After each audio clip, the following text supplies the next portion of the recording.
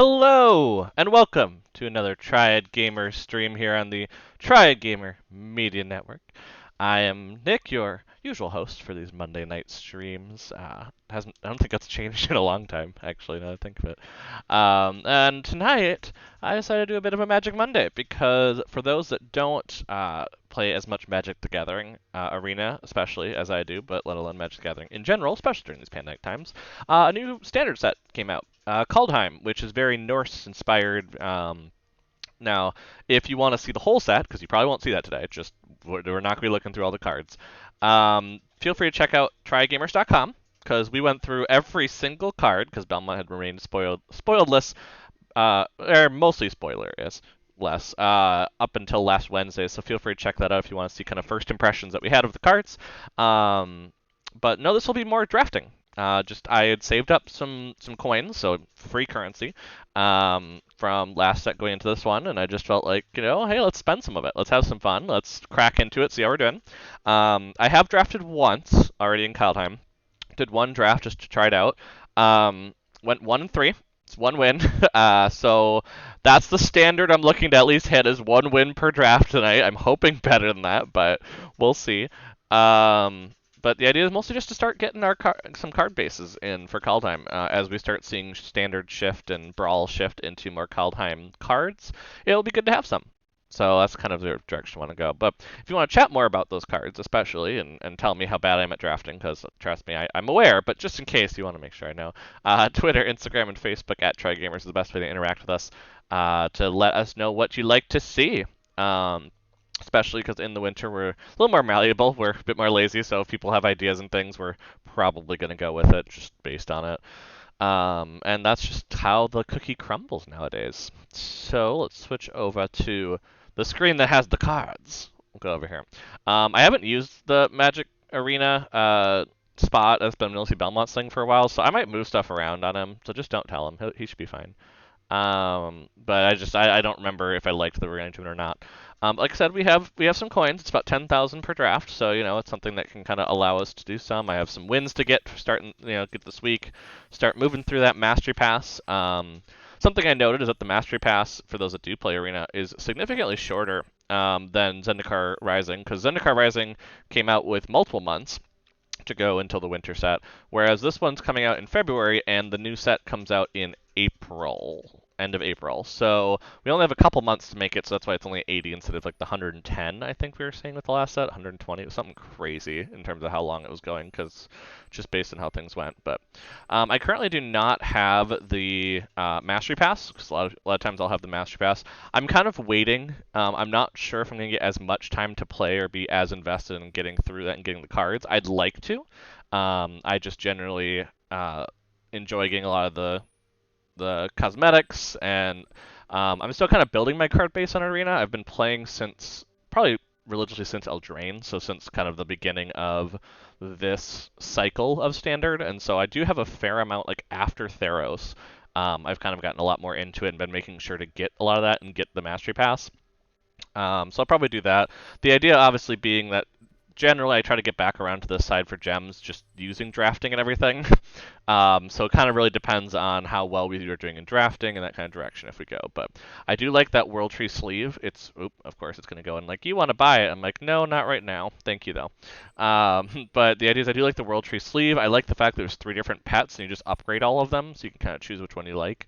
I obviously do like Nico Eris's avatar. That's kind of really cool. So that's kind of the direction I'm looking of. Like, I probably will, but I'm definitely not rushing to do so at this point. But the backup of all these other card booster packs would be kind of nice just to keep going on it. And just in general, there are these ancillary products, which are also, it's a 4-pack. Basically, there are, for those that don't know a lot of it, there are cards that are going to be in set and theme boosters in paper side that aren't in the regular drafting. And so you see these cards here are 4 of a certain card, and that what it is basically it's the whole rare cycle as we go through all of it, and basically a full play set. So you can only have 4 into a deck in general standard. So that's why you see that there, and that's kind of a direction of why I'd consider getting it. Is just it gets you 20 rare cards that probably will end up in some decks. I mean, I expect these to show up at some point. Um, Canopy Tactician's also really good just for elf decks in general. So I mean, if you're playing historic, that's a card that you're probably going to want. So instead of crafting 4 rare slots, maybe it's just better to get all across. So I'll kind of see. I always do like the mythic rewards too, so that might be another reason for me to go for it. 'Cause it's just free mythic cards, which are not easy to craft in terms of things because you don't get many mythic crafting. So I'll kind of go that direction. Of course, obviously there's other packs, but yeah, some of the. Of course, it wants me to buy it right now, which I don't want to right now. Obviously, also the cosmetics are getting prettier and prettier, so that's always an option. But for now, that's kind of it. So let's jump into a draft. Premier draft here. So for those who don't know drafting, it is going to be a live draft with people. You just don't necessarily play those people in the queue. So there's not anything where you play the 8 people that you're playing with in that particular one, and you don't commit time to it, something like that, where you're playing. So let's go ahead and just jump right in. Let's kind of show off what we're seeing and go that route. You will see that I'm going to save the decks. I do have actually something. I use a kind of a rare card tracker to see if I can get the full set. I've gotten pretty close in Zendikar in terms of drafting towards getting the full set of rare cards for the future. So I'm going to kind of keep that in mind when I'm doing stuff. Okay, Raven's Warning. Create a bird token of flying, gain 2 life. Whenever 2 or more come in. It feels really good. I mean, even if we don't play it, that feels good just to have, because if we end up in Azorius colors, this just seems like something that's really good, especially the card outside the game. You can kind of pick something in draft that you might not have in your deck. Yeah, I hate to just jump on the rare card, but it's pretty good. Yeah, a lot of the rares in the set are actually really good. Let's see.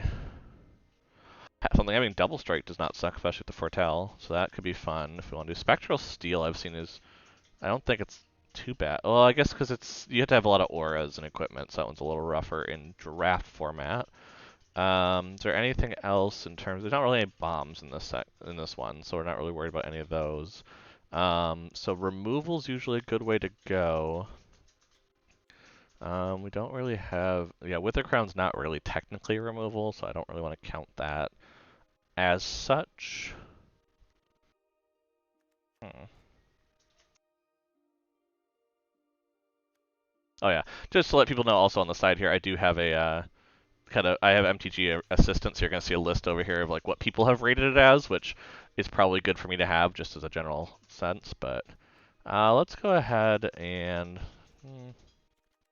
Let's take Wither Crown. It is kind of removal, so it's probably a good idea because people will want to sacrifice it and not lose it.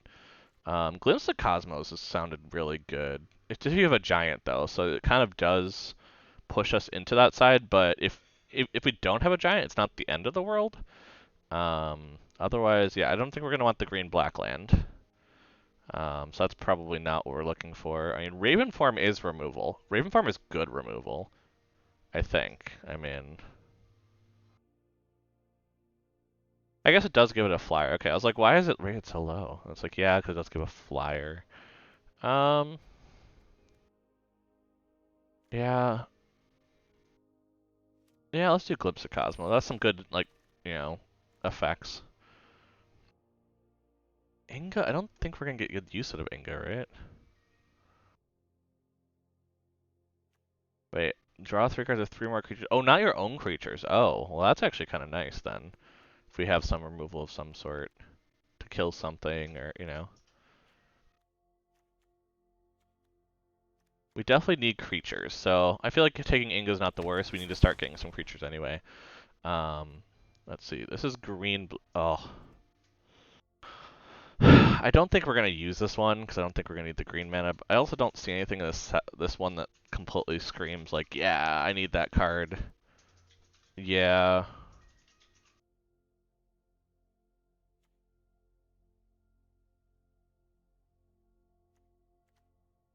I feel like because this is the common version. This is actually more likely used. So let's go ahead and grab that. We're probably not going to use it, but I like grabbing rare cards when they're around because it's really not too bad on that then. Um, and this just being something that allows us to return a creature card to the battlefield is pretty good. So I think we need to take that. just as a nice utility land for later in the game. Yeah, we might have some kind of like graveyard recursion the way we're going.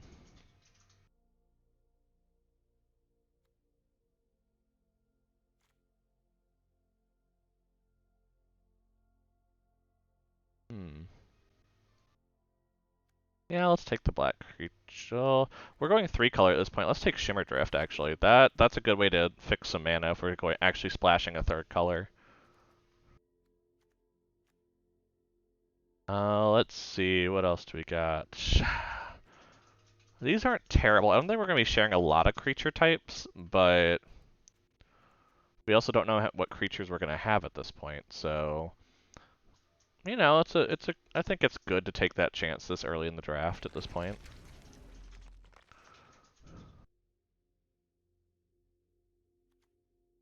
Infernal Pet has been really good. I've seen some really cool stuff with that, especially here. We're going to be doing a lot of foretelling. I think Infernal Pet's a strong choice.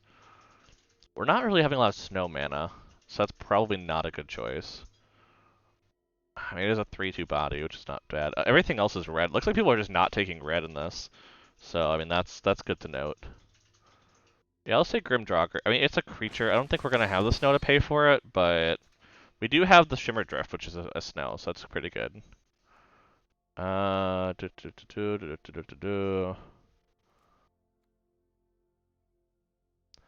we have a fair... Do we have flying? We actually don't have a lot of flying. Okay, never mind.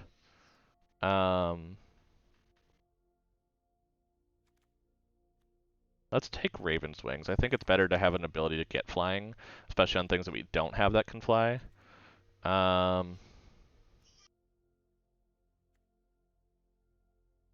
If we're going to have Graveyard Recursion, this one's probably good. And yeah, again, creatures, I think I just need some creatures. I'm realizing I'm not having a ton of them. Do we have a lot of Foretell?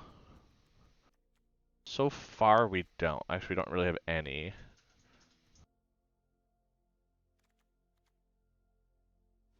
I think Dread Rider's probably... It's not great, but it's something. And we're probably going to lose some of these later, but... Giant Ox, yeah, that one's going to go on the side before that world. Oh, Cosmina? Ooh. Ooh. I think we got to snap that, don't we? And crew 1. Over a vehicle. I mean, we don't have other vehicles currently. But I also just think we need to snap Cosmina. Like, she's just really good.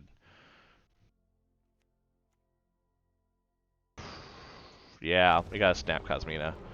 She's just so cool. Oh, now we're getting...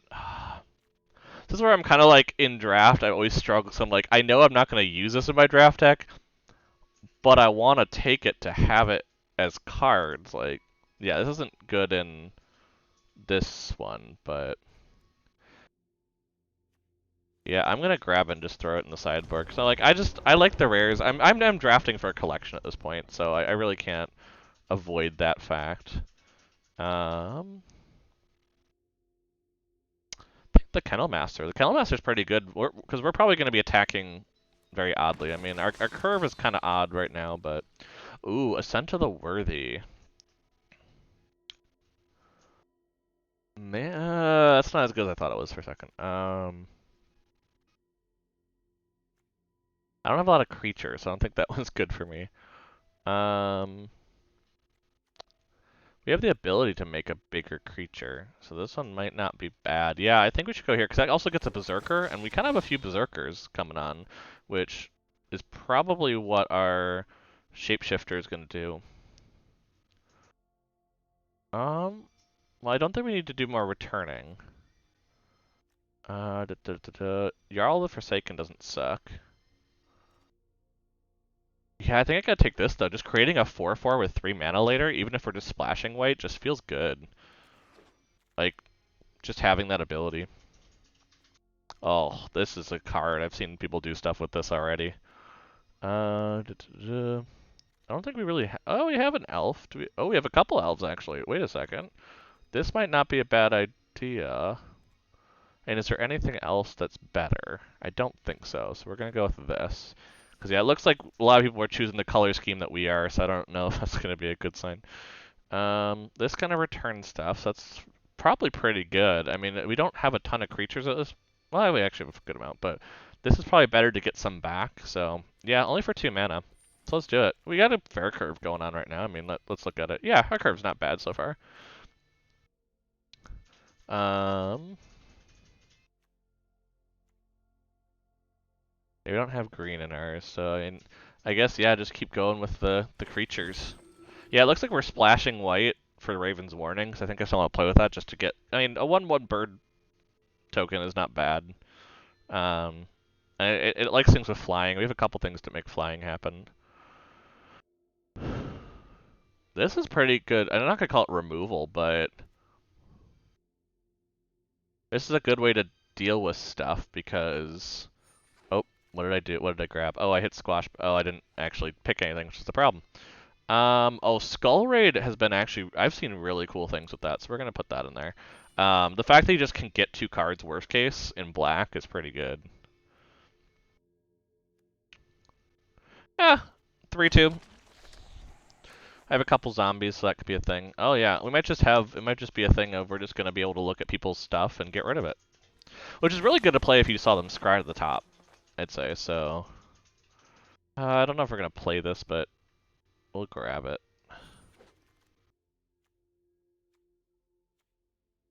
I mean, the 4/2 reach seems good, even if we're not going to play it. Okay, what else we got in our last pack? Ooh, Glorious Protector. Ooh, this is really good because we have like no other angels, so this is amazing. I think we have to go that direction, don't do we? Our Clarion Spirit's pretty good too. I don't think this is gonna cycle, but, so let's take the rare. And it's gonna be a little tough to do, but oh, but see now we have stuff like this where we can do foretell stuff. Oh. But Vega the Watcher's good in general. She's a 2/2 flyer and likes foretell things. So yeah, let's do the 2/2 flyer on the top there. We actually are doing a bit more Esper now. We're getting some white in there, which is good because like I said, we have the Shimmer Drift, which helps a little bit. We might pick up something else here that helps with some mana fixing. And yeah, we could pick up another Shimmer Drift here. That wouldn't suck. Yeah, let's go. Let's get some mana fixing in here if I'm gonna go 3-color.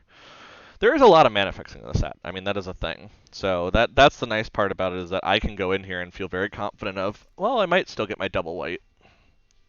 Okay, what do we got? Well, we're definitely not picking the red land. That's not a thing. This one's pretty good. I mean, if we can cast our second spell, our curve is pretty good. It might just be better to take the Infernal Pet, though, for our sake, if we're going to do that. Because this is a better payoff for the flying with what we got. So let's highlight that for right now.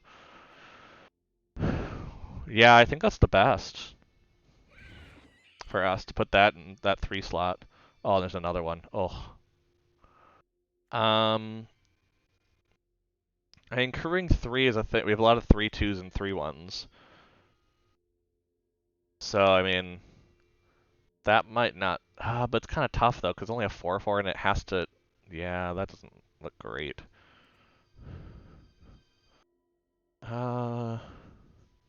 Yeah, way down is pretty good removal, so I think we're going to go with that for right now. Because, yeah, we're still pretty good. Yeah, we're really good on creatures. Let's get some removal.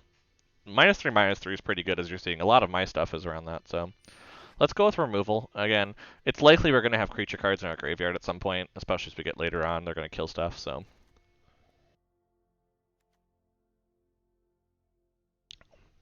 I mean, do I go for the snow-covered swamp? Just knowing that I have that Grim Draugr? It's probably smarter, yeah. Just to pick that. To get another snow source in case of thing. Oh my gosh. You're still in here? What? I mean, I gotta pick that, right? Like, am I losing it? How is that still here? This is pick 7. Yeah, I gotta pick that. I mean, it's a little harder to cast, but... And there's a second one? I mean... I think I have to, right? I mean... Yeah, let's do it. Let's get a 2/4 in the air flying that has lifelink and everything. That sounds like a good plan. Um,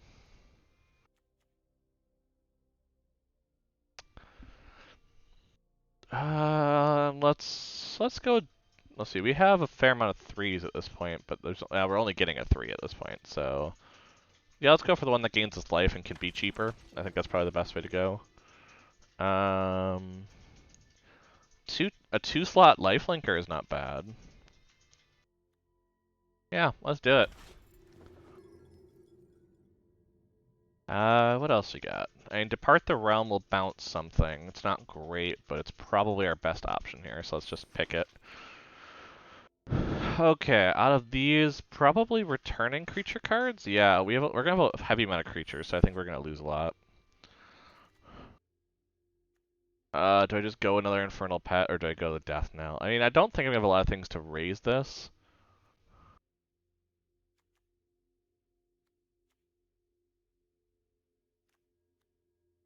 Oh, well, I picked the Infernal, I wasn't even paying attention.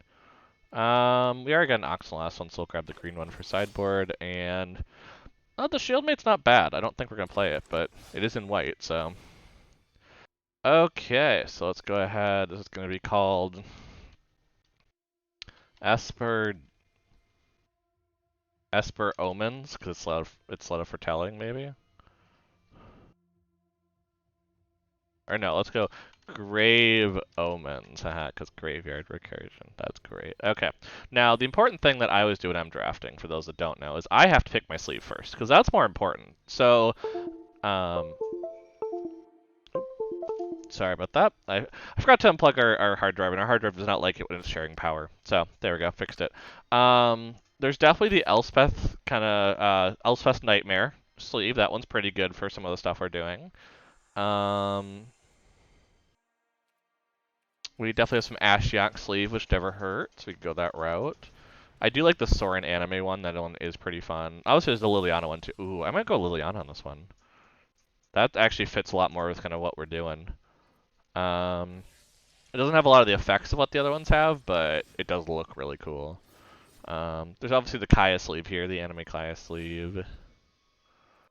Um, this one I just picked up actually a bit ago from one of the deals in the store. There's also the cat one too, which I like.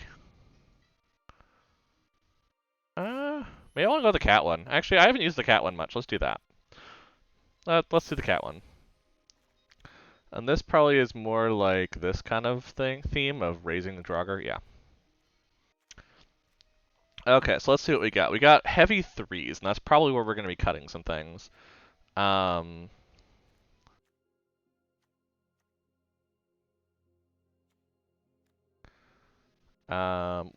Probably actually don't want these elf clerics. Oh, there are three. Because well, I guess we have a lot of return stuff. So yeah, actually, milling is pretty good for us. We probably don't need a third infernal pet, that's for sure. Um, we don't have a ton of snowland, so the Grim Draugr is going to be a little rough. So I might just take that one out in favor of like a Draugr Thought Thief where we get a little information. I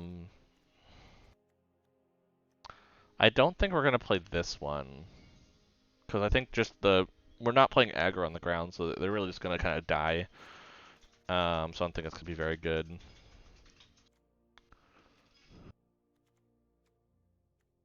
I don't think we have a lot of ways to buff, right? Well, I guess Raven's Wings would make that a 3, so that's nice. Do we have anything else that kind of buffs things? Oh yeah, I don't think we're playing that. I don't think we're playing that either, honestly. We have enough creatures, right, to do that kind of. Yeah, we're way over on creatures.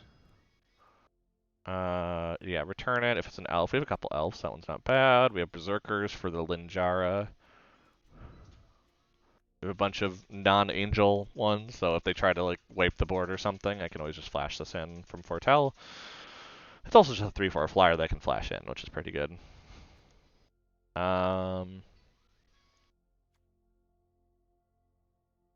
This one I think is, well, this one's a little rougher to foretell, isn't it? Well, we don't want to take out foretells as much as possible. Like, I don't think I've taken out any foretells so far. Yeah, because we do have things that care about the foretelling. Like Vega is a good option. It's a good reasoning. So we don't want to lose too much foretell, because we don't get much. I don't glimpse the cosmos we might take out because I I mean it is good card advantage, But I don't think we have. Do we have a giant?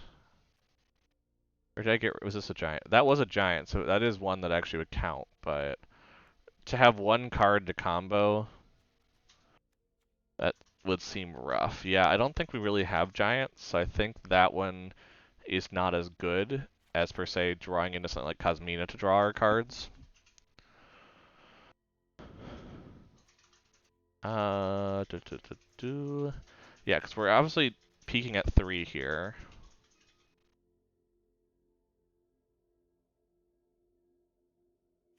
I think we're actually gonna wait. Oh, because we have the Starnheim. That's why it's not counting that. Yeah, so I guess that counts it as 4 there, and then 6 on the islands. 6 on the island seems a bit odd, right? Oh, I guess no, because of these. That's right. That's why it needs to be a bit more. So yeah, we do have more of that.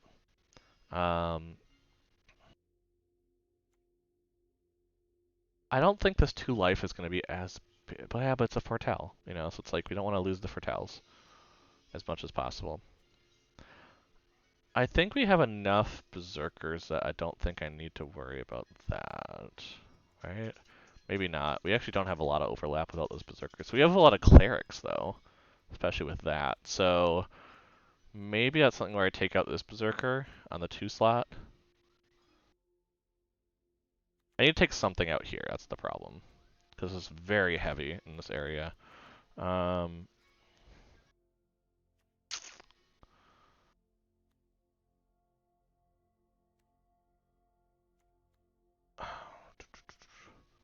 Maybe lose one of these.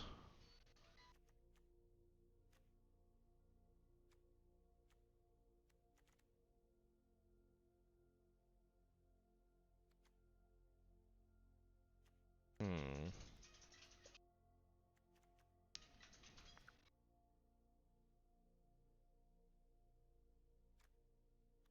Maybe I just run 41.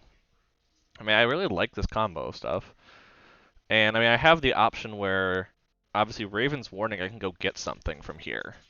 So I can see what I'm playing against and be like, oh, I'm going to be able to play this kind of thing. So that is an option to bring something in, like, oh, I need Demonic Gifts, or, oh, hey, I can buff up Death Knell, so that makes it worth it. You know, I need the Glimpse to Cosmos for some reason, because I need to find something. You know, I have that option with Raven's Warning to put something on the top of my library. So I think this is probably best. Yeah. Let's go ahead. Let's run 41. You know, this is our first one of the night. So I'm not going to, you know, go too crazy on things, you know. I just gotta write down the name of that one so I can find it later for my tracking. There we go. So yeah, let's get some actual games in now. Let's just throw in and see what's going on. Because we're probably going to get 2 drafts in tonight. It's probably going to be draft, play a bunch of games, take a break, draft, play as many games as time allows after. I hope to win enough where that's a thing. I mean, I also know full well it could not be a thing. If we end up having extra time at the end, I'm probably not going to start a 3rd draft. I'd probably just go to Brawl or something. Okay. Well, this technically works as long as we draw a black. I mean, even with Cosmina, it doesn't matter if we draw a black. We have Doomscar Oracle. You know, let's keep it. Let's try it. We don't have the black, but we have everything else, basically, so. And Omen Kill just needs to be by 1. So, yeah, if a vehicle deals combat damage to a player, that player exiles that many cards in the top of their library. You may play lands amongst those cards. Oh, yeah, so I can just steal their lands, which they're playing blue-green, so that might actually be nice. You know what, let's actually play that out. I want to try this Omen Kill out to see if I can make it work. I mean, it is going to be a 3/3 on turn 3. So, with the Oracle here, because it's going to be able to crew it right away. Yeah, because that player exiles that many cards, so it's going to deal 3 damage, and yeah, I think this is a good way to do it. Okay, so we're going to do this. We're going to play down Oracle directly. We're going to crew it with this. And we're going to attack. And they're probably going to let us hit them. They're probably not going to block with the Hawk. I mean, they should block with the Hawk if they read the card. You're gonna win them all, I believe. No, I would love to believe that's gonna happen, but I also know how good the draft deck I just did is. It's not that good. So at worst, I just exiled 3 of their. Holy crap! I exiled a rare. That's probably a good thing. But I exiled 3 of their pretty good creatures. Worst case with that Omen Keel. So not the end of the world, you know. I mean, and they kind of have to decide now how they want to start blocking that, which they're not going to. Actually, this is going to be really good. We might just start milling them, honestly, because we're doing more damage than they are. I can't cast 2 things this turn, can I? No, I can't. I can put this down.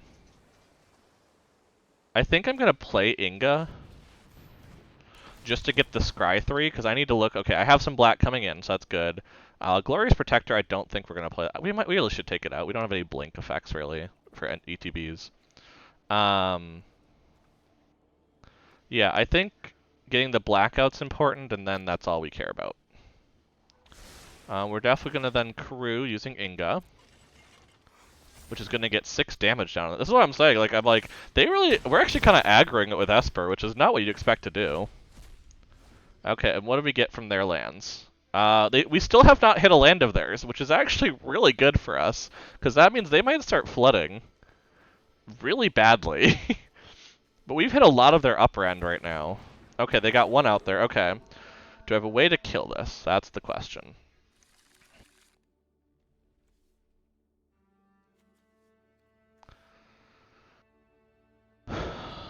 Yeah, so the issue I have now is obviously dealing with the Spirit of the Allguard, because that is going to be an issue for a while. We're going to play the tap of that.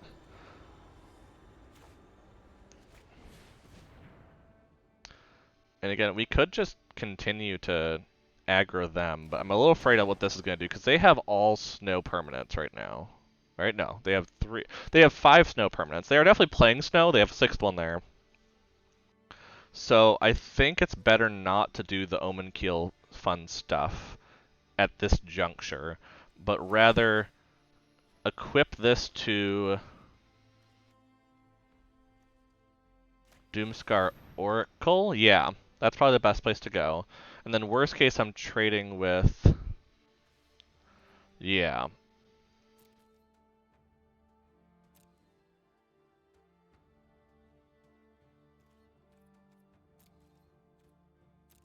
Because I'd rather trade with the Spirit, knowing full well I've already taken another one with me. Oh, they're drawing and discarding. Okay. What are they going to discard? Probably land. No, you wouldn't think so, because they want the snow land. So what are they going to discard? Oh, regular land. Yeah, that makes sense. That's fair.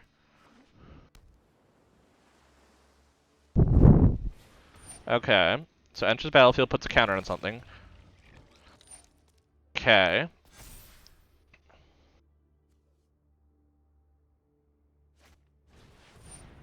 Okay, they all share snow, so it's going to get a counter. Or a creature type, yeah. Shapeshifter, Spirit, and Shapeshifter, yeah. So you really only need 2 Shapeshifters, and that works.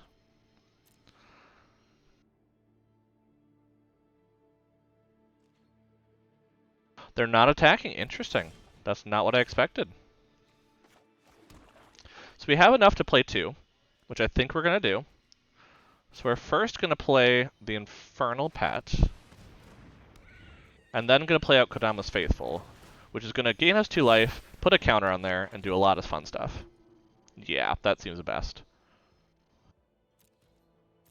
I think I'm just going to sit. I am at the better life total right now. I have the chance to draw 3 cards using Inga, because I'm going to want her to die at some point with that. So I think I'm in a good spot right now. Obviously, I want to keep milling them, because they're at 19 right now. They're actually kind of getting dangerously low if we do have some sort of things die sort of thing. See, they're afraid of Inga. They know full well if I draw 3 cards, that's probably the end of a draft game. So, are they going to draw and discard? Is that what they're doing with that counter? Oh no, they're going to play this.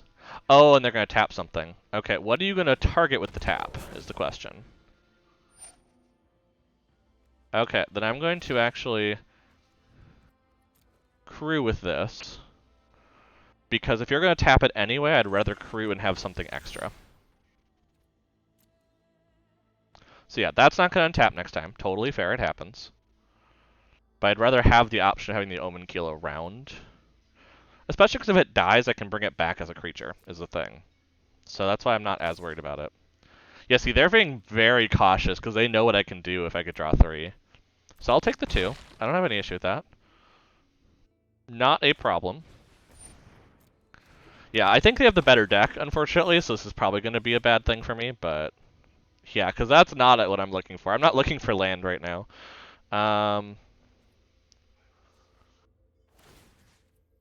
Let's instead put this on Inga to switch it around, because then Inga can trade more nicely with things. And do we have...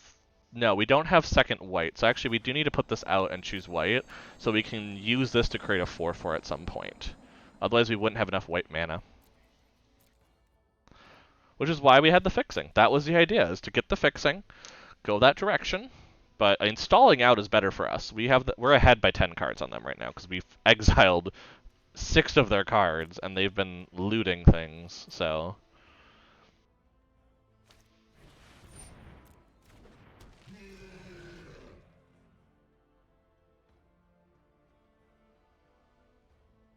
So yeah, attacking with Pilfering Hawk probably is not a good idea for them right now, because they probably don't have a way to deal with Inga.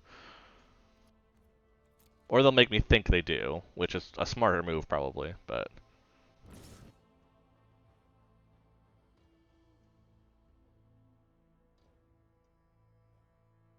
Okay, so attacking with Bergstrider, anything else?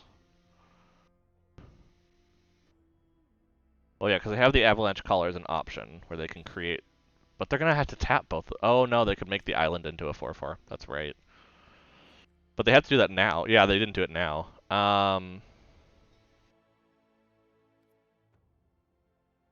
So I'd want... I think I'm okay taking the 4 here. Because... I don't think I want to trade 2 right now. Oh, good. There we go. That's what we want to see. Oh, wait, no, don't do it using that. So do... Oh, I see why it's doing it that way, because we literally can't do it a different way. Okay. We'll take it back then. Because, yeah, it doesn't matter. Starnheim can't be dealt with on that way, so... Cool, just put another one out. I think this is where we're at. We're just at a point of, let's stall out a bit. We have the life. We'd rather get to a point where we have some of our recursion, worst case, in our hand. Because, yeah, this is where my deck starts having issues, is when they start getting out a bunch of stuff and not attacking. But at this point... Okay, they're making something unblockable. Fair, fair. And probably just attacking with it.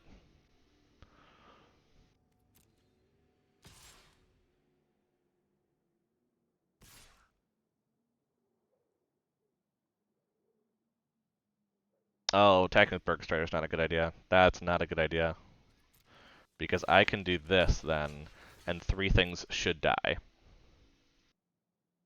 So I don't think there's a buff in the world that can make them not have their creature die. And I want both of mine to die. That's the idea. Yep, okay, cool. So 3 creatures die, including Inga. First we mill 3 cards. Ooh, I got the reflections, nice. That's good. Okay, there we go. See, I got a bunch of cards now, and that's the plan. I can cast 2 things, because I have double white. So I can go ahead and cast 2 things and go that route. Oh, that's not good. They're going to copy the Yeti. Oh, we might be in trouble here. They might have... Yeah.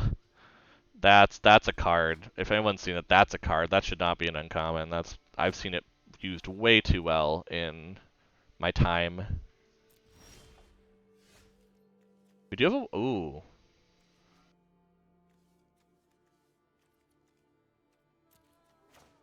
Use 1 black. Get rid of the Yeti, I think. Exile Infernal Pet.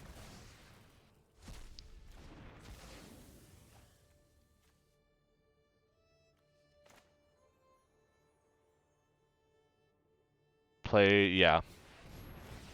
Play that, gain 2 life, get a counter.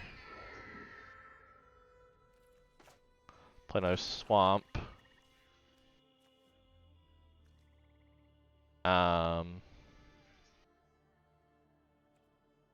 think we attack with Infernal Pet at this point. Because then we have lethal next turn unless they block this.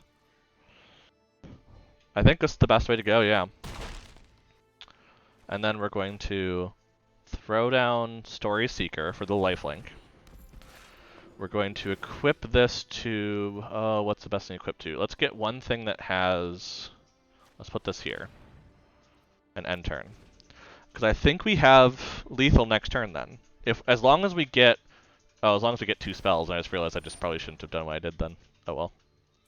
Okay, yep, 5/5 can't be blocked. We know that's going to be a thing. We're aware of that being a thing.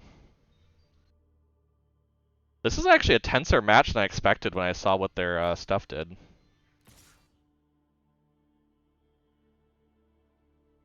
Question is, do they attack with anything else?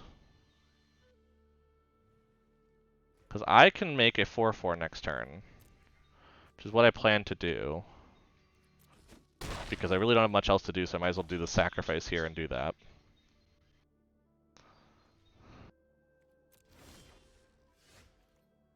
We're not going to let them know we don't have anything.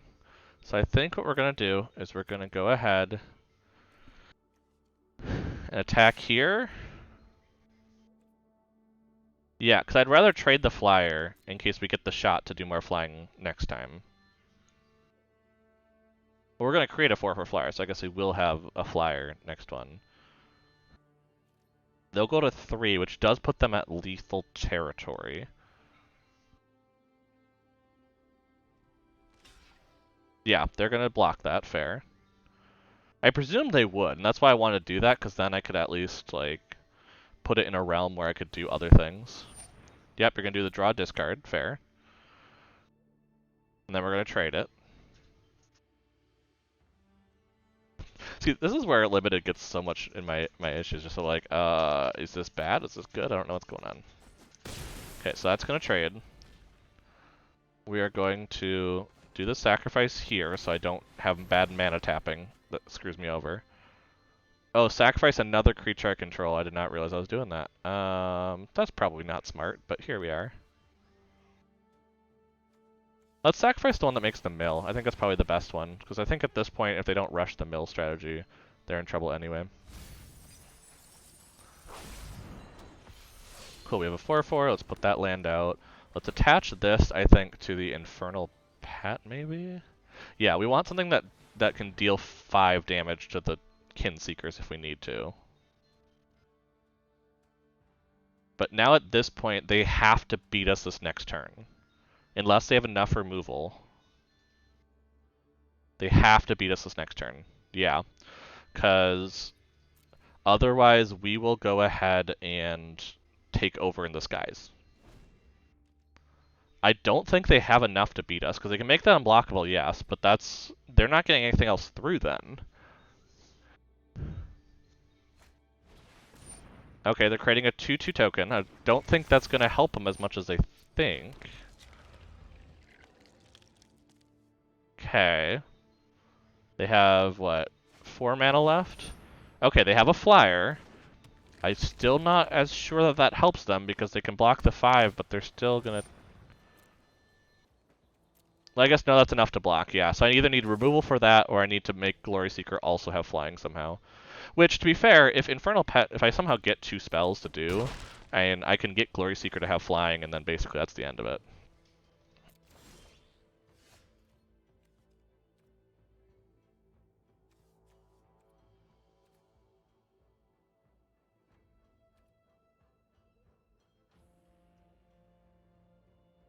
Yeah, they're going to have to lose their Mistwalker.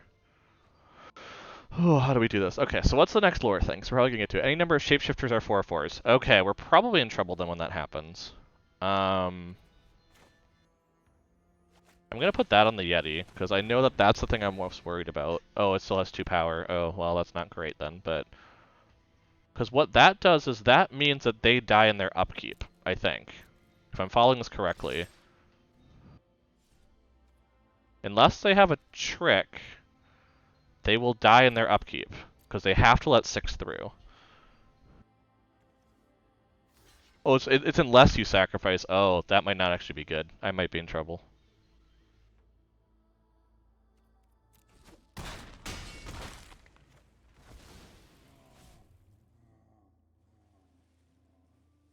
Yeah, let's end it. Let's see what happens. Do they sack it? Because otherwise they die if they don't sack it. It was a shapeshifter, so I had to get rid of it. Because, yeah, now they're going to make their shapeshifters 4/4s, which is not really great for me, because they have a ton of them. I think I still survive, though, depending on how they attack. If I survive, I win this game. That's what I have to find. Oh, that's not good. I forgot about that they can make 4/4s. They can make all the 4/4s they want with haste.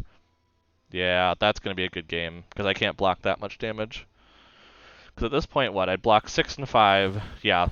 Yep, good game.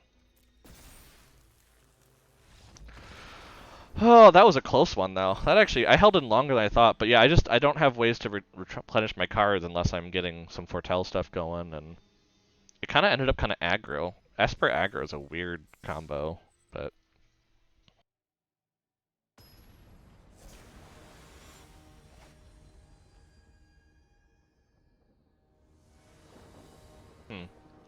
Yeah, I don't think there was anything we could have done differently there, because we weren't getting our return stuff, which is what we needed. We have 2 tap and blue-black. We don't have a white for that, but we do have some...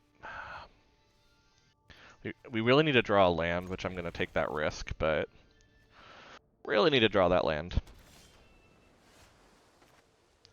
Worst case, I guess we foretell some stuff, and we do that kind of thing, where we're making people discard. Because we do have that foretell, and if we can get Vega the Watcher out before we do it, that's even better. Okay, they're mono blue so far, which is interesting. What else can we find here? Okay, we have Inga, so that's good if we get to that point. I don't think we're getting there very quickly, but if we get there, that's a good thing to have.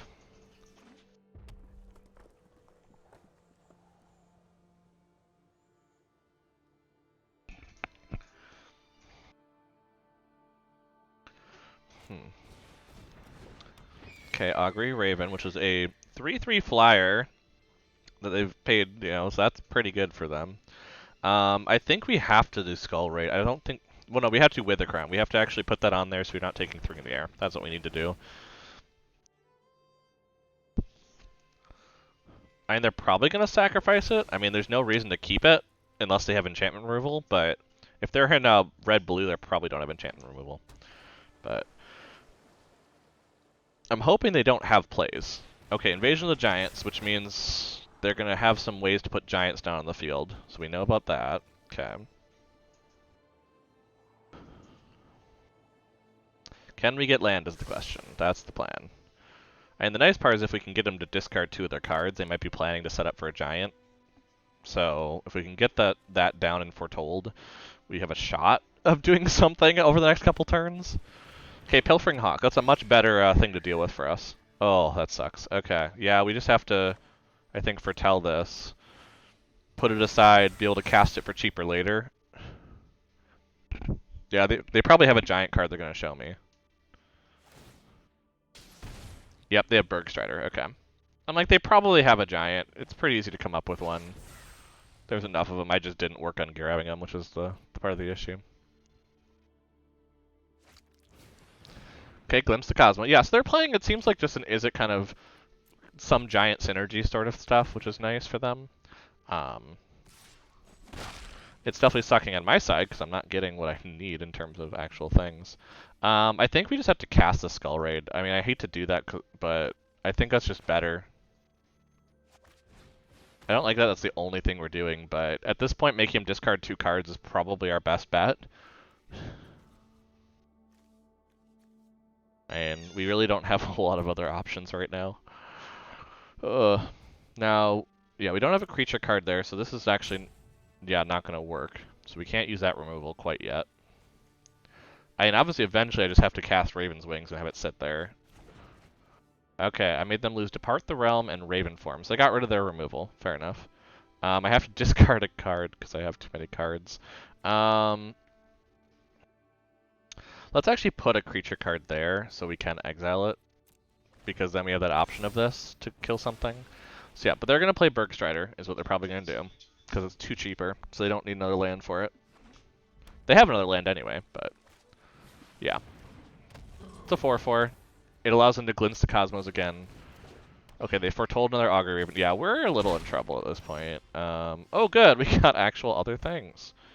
What does this allow us to do? This just allows us to put this aside and bring it in against the Augury Raven later. I think that's our best option, is to foretell this, and then use this to... Well, why are we doing that if we're moving the Augury? Yeah, I guess we could still bring it in against the Pilfering Hawk. So it's something. And Raven's Wings does actually make that a 4/4. It allows it to trade. So yeah, I think it's best just to go ahead and do this now and try to save our life total as much as possible. Because they are running out of cards, which is the nice part. We are not.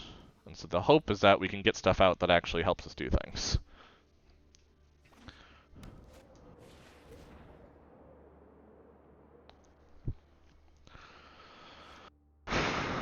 Yeah, because we're in a little bit of a tough spot now. Yep. Honestly, we kind of need to be able to raise the Draugr, so getting out Coma's Faithful might not be a bad idea next turn. Can't block alone. Oh, great. Yeah, we're nowhere near Infernal Pet Fund, so let's go ahead and just put out the Faith. Yeah, because this exile stuff we control, so it's not in a good spot right now for us. But this at least lets us block and gain 3 life, so it's going to help our life total a bit. It's going to mill stuff in, so the Raise the Draugr might actually have some options to bring stuff back from there.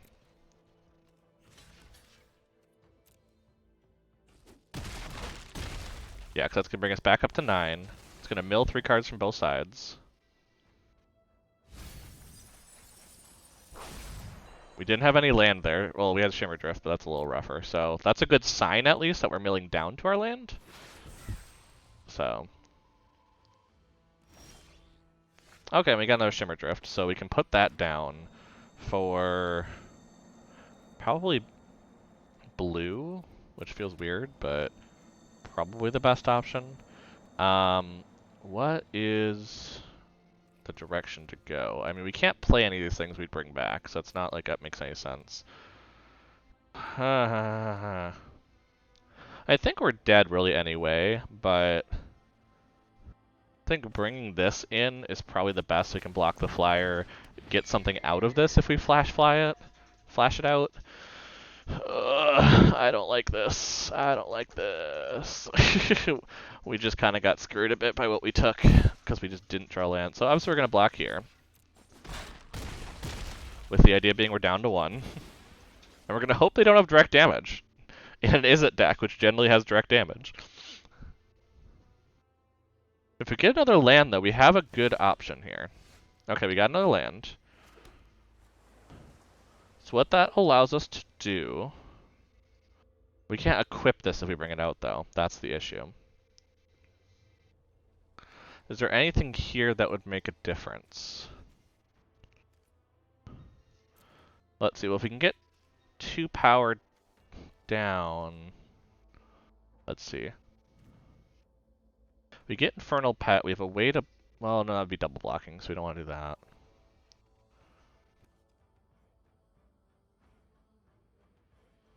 Yeah, we'd lose Vega, but we could actually trade if we do it this way. No, because we can't equip it. That's the issue with that. I think we're dead either way. I don't think there's any way out of this, is there? No, because you get these back, you still have to pay for them. None of them are going to hit for 4, because we just didn't have anything in there that did that.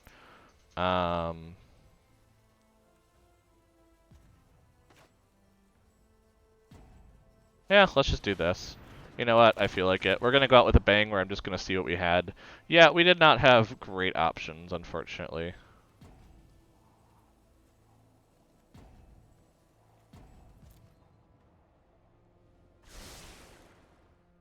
And we'll just say no attacks. We're going to get to draw 3 cards at the end. But, you know, right? No, actually, we're not. We're going to die at that point. Oh, wow. Well, fine.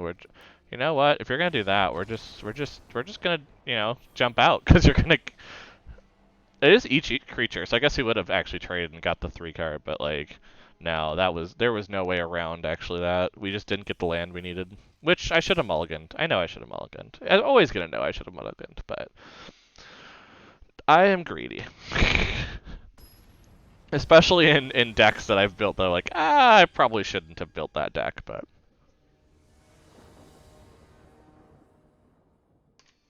I also need to not, like, build a deck around my first pick. That's probably not a smart move. Yeah, this one seems pretty good. We have the land, we have things we can play. That seems fine. It seems legit. Ooh, I do love the Nylea constellation sleeves. I don't have these yet. I only actually have the Heliod ones, the white ones. So, but I have cats though. So, honestly, here we might as well play this, the tap land. We actually have a shot in this game of actually being able to do what we want to do, which is bring something back. So, that's always an option. We need double black at some point, but we have 1 black, so. So we need to play the Plains here and Story Seeker. So we can block that worst case. I mean, because we're probably going to be attacking into it at this point. Or we're going to get Raven's Wings, attach it, and go that route.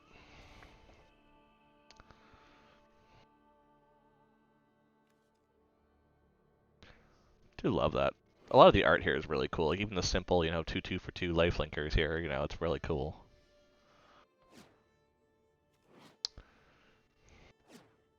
Okay, they're playing that. Okay. Oh, you're gonna make me block? Oh, you dick. Fine. Well, then we're just gonna go ahead and throw out another thing that lifelinks.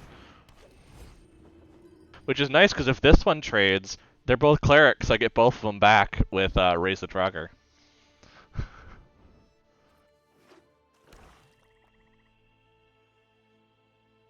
I mean, do they have another King Harold's Revenge that they're gonna make me block it? Okay, so it's a 2/3 with trample. Are you still gonna try to attack? Nope.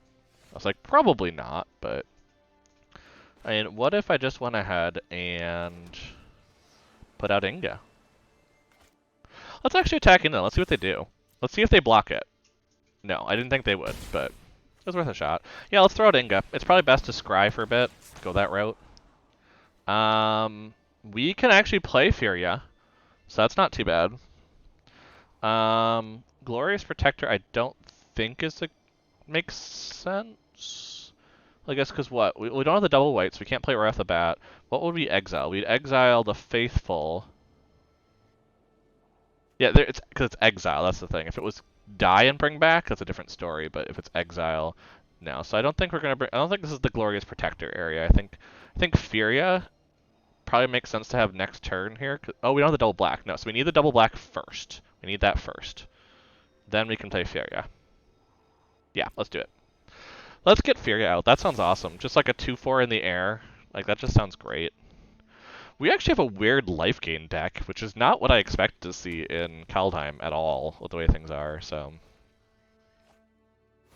Okay, so they're going to foretell something. So they can't play that this turn. Which, if they just realize that right now, that's going to be kind of funny. Because, yeah, that's the one thing with foretell that a lot of people don't remember, is that you can't actually play it during your current turn.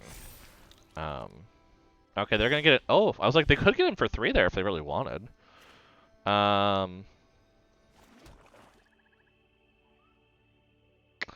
So yeah, they're trying to make it where it's like, oh, you can't do anything. It's like, well, what if I just went ahead and berserked all over the place?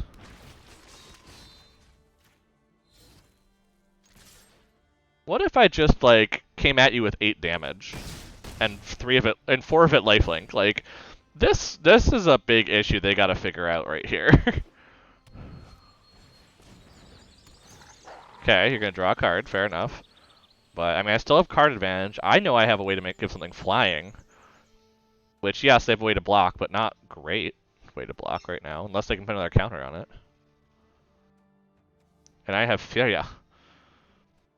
So I'm actually going to probably wait to do that because I'm going to want to do the 2 spells the turn after to throw stuff into the... Whenever you cast your second spell, so but even before I target it, right? Yeah, because I have to choose I'm going to return to, I think. Either way, I'm going to keep stuff in my hand. I also have the option where I could just return something from the graveyard tap. So if they do kill something, I'm in a good spot.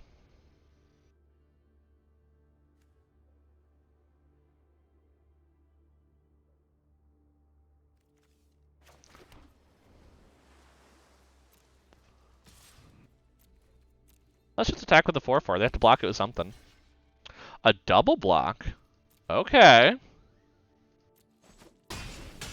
I'm good with that, because I'm just going to do this. Furia. Judge of Valor. Oh, that art is wonderful. Like the feeling of the demonic angel. Oh, I love it. I love it.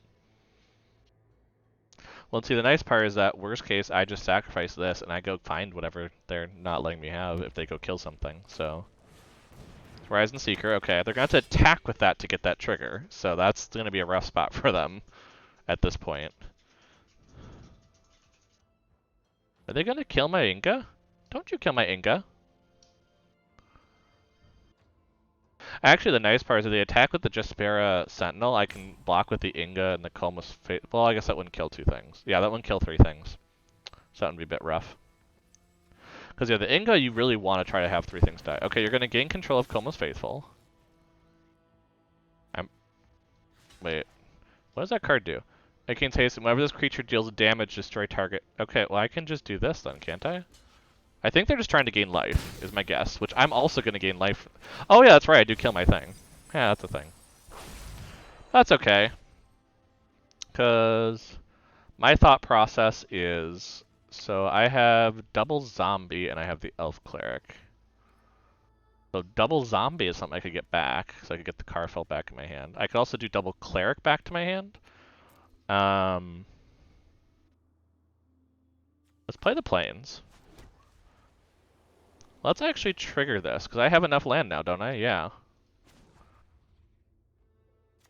I know I'm probably going to get the Kennelmaster back, but it's probably good just to see what my options are.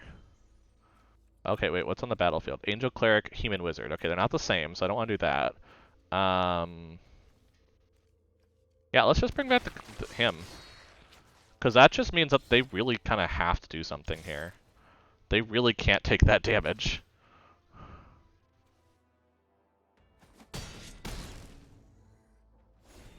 Oh, well, they blocked the Furia, so that's fair. But, yeah, so they're going to have to attack both, which I guess I can't kill it now. Oh, why didn't they? Why didn't they attack with that? They had an open board to hit me. I guess because then they're dead on the crackback, so that's fair. Let's go ahead and play Shimmer Drift and do it for... We're probably going to need more blue the way we're going.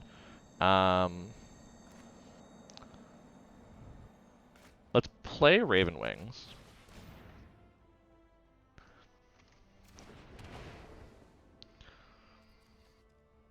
Is there a creature we can get? I guess we can get the Story Seeker back with something.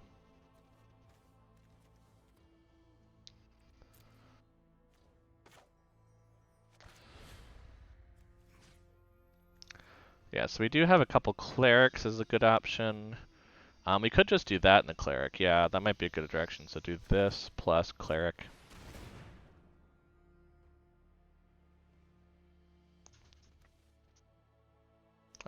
Put the one thing into my hand that's removal. That's probably a good idea. And then let's equip...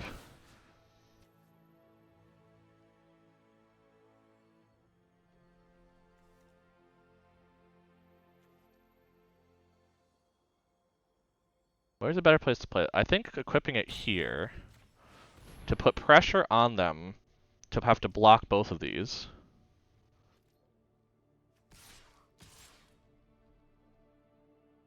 Yeah, let's do that. Because I might actually get a trade of 3 then, which will get me cards. Oh my gosh, this might actually work. They might fall into this trap of giving me 3 cards. Oh my gosh, they did! Oh, this is great.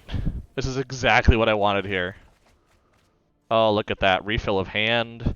Now, I don't really have anything for Vega to actually get me a card for, currently.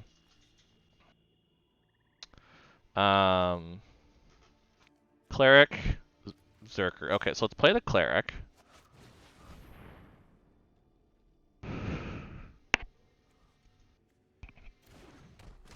Let's play Linjara. Get the trigger from Furia. Let's put the Wither Crown in there. I mean, we really don't need the land at this point.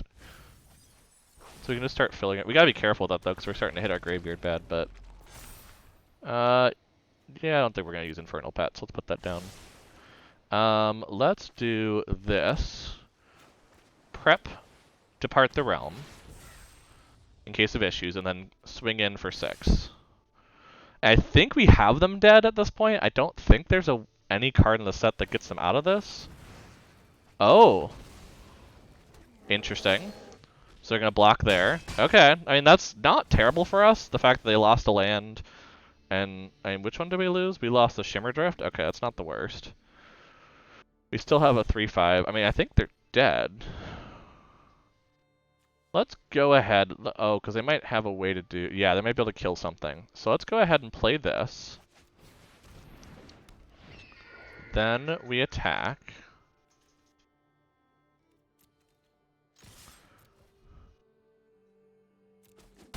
Oh, or they didn't do it. They couldn't activate, could they? Yeah, it's a sorcery. Gotcha. Okay. Well, Vega would have been cool to get rid of something, worst case. We gotta win! It happened. That's what I said. We just need to win once. Then I feel a little better about my abilities. I can still build a deck that works. Ooh, we got a Kaldheim pack. Nice. We moved up to 100 gems. Because to make this effective to do this, generally you want to get at least like 1,000 for the cards that you get. To like win 3 games, lose 3 games. Generally, if I can make it to there, I'm happy. Obviously, actually getting enough money for the draft for the coins that you make, you have to get up here. But for in just terms of value, getting into here is probably the best. That, pretty good. This is just crazy. I mean, I don't know what that looks like. So I think I've gotten to 6 before. I don't think I've gotten to 7. If I have, it's been a crazy deck. So. Yes, no, I got 1 win. Like I said, that game, the game before, I didn't think I was going to get. But yeah, this, I'm like, I could win a game or 2. That's to be expected. As long as I don't have hands like this one. Yeah, I do have to mull this, unfortunately. I can pick my color. I'm going to put a Furia back. Let's try it. And again, it's up to me drawing a land, which I'm not a fan of the fact that I have to, but... The fact that we can put this down and have a good shot of cracking it at some point. Because we're probably going to make this white, is probably what's going to happen. But those Angel Warriors are awesome, too. Like the Valkyrie design in this set, or Valkyrie-esque, I guess, it's not technically Valkyrie design, is really good.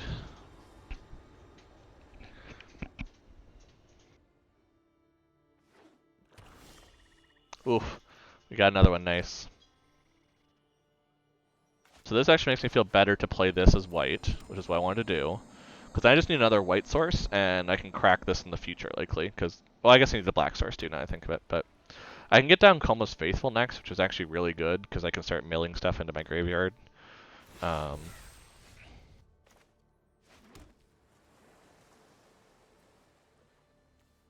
Yeah, let's get a creature down. That's probably the best way to go. Is get a creature down that's gonna start gaining me life. That's what helped me in the game before, where I could just be a bit crazy because I had the life gain options.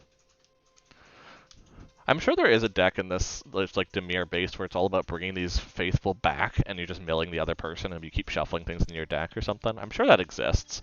But since it's symmetrical, it's a bit tough because if you run into problems, you're in trouble.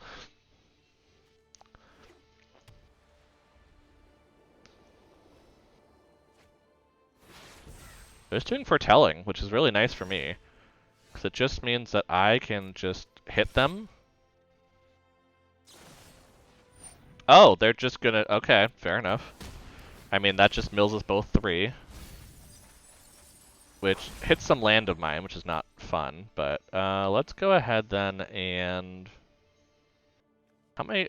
I only have 1 creature card in there, so this would be a 1-off plus casting this if I draw land next turn. Yeah, that seems possible. Because I really don't have to care about what color land at that point. So I think that's possible. Let's try it. I think it's better to go for the dream of that and then find out we don't get it. But the removal is nice to set up for. Because we're probably going to have something that's going to be needing to be removed. In worst case, we're just casting Skull Raid and making them discard 2 cards, which they're getting really low on cards, which is kind of the hope that I'm trying to get them to. They don't seem to have drawing. It seems to be just Orzovian control of sorts. And the fact that they discarded Snowfield is a little interesting. Oh, no, this was milled. That's right. These were milled, so they actually didn't choose to lose that one. Gotcha. That was a good one, though, because they don't have any snowland currently. Oh, my gosh. Oh, return something. What are they returning? Oh, just the snowland. Oh, yeah, because you could do land with that, too. I did not get a land, so it does not help me as much. However, what I can do is I can still cast this, targeting that, exiling this, and that's going to remove their creature. And I can still attack for 2 then. And then I'll just prep the Skull Raid with Foretell. Because right now we don't have any other creatures there, which is going to be a bit rough. For certain. Yeah, because they're starting to get stuff now. Oh, that's a good 1-drop. Because you can just play that seconds in so many scenarios. They're going to be able to tap my creatures to hit me, so this is going to be interesting. Now, they're putting a lot on that creature, so they have to kind of hope I have no way to get rid of it. Which I don't, but, you know, just in case. I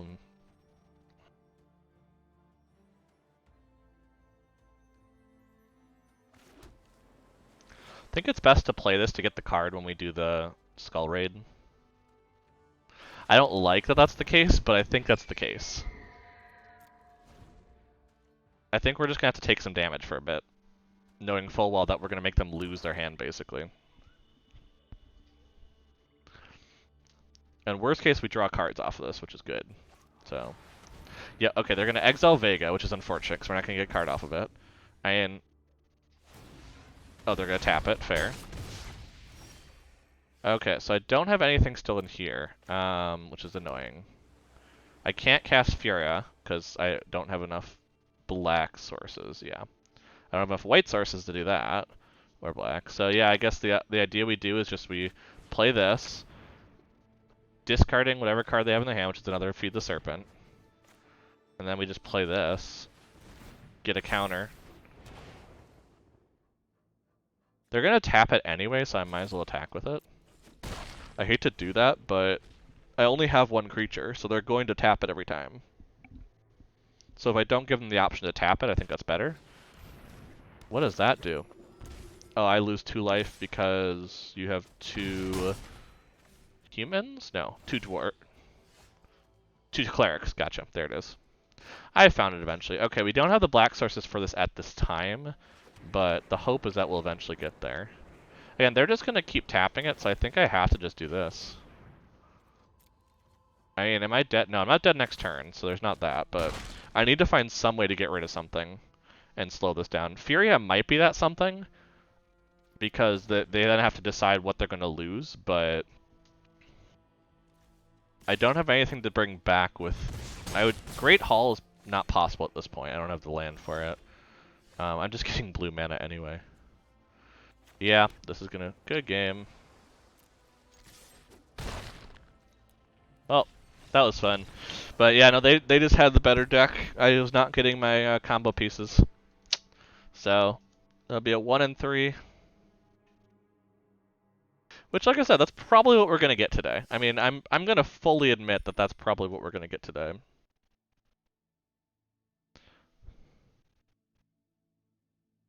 I'm just also writing down what I get from it, just for my own reference, you know. But yeah, we'll claim it. We'll get that. You know what? Just for fun, let's go ahead and open that pack. I think that's probably a fun middle ground thing to do, is just to see what we get, you know. I usually like to keep them, but at the same time, I'm also, you know, feeling a little punchy. So, you know, let's go ahead and open one up.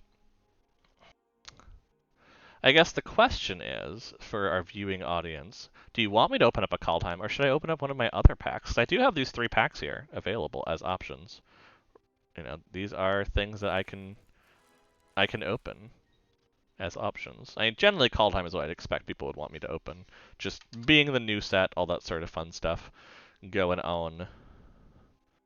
But yes, what are you feeling?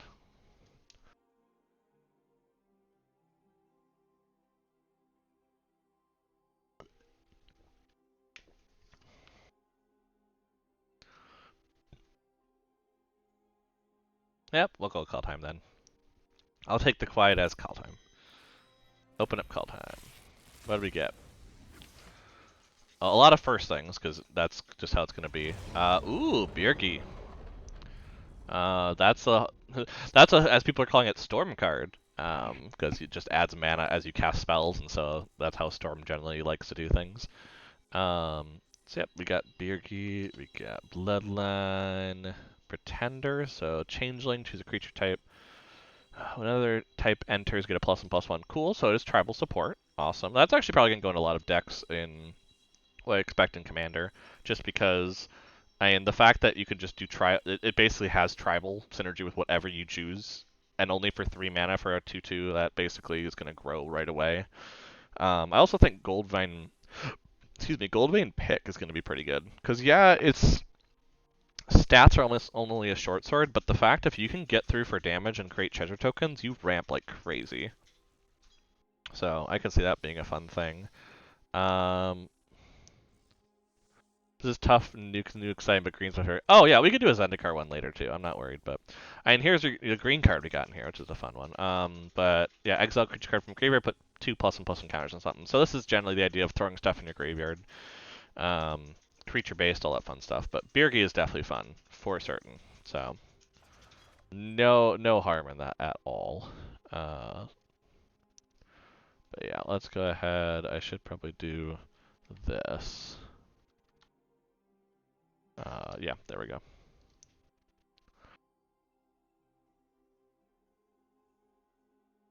There we go.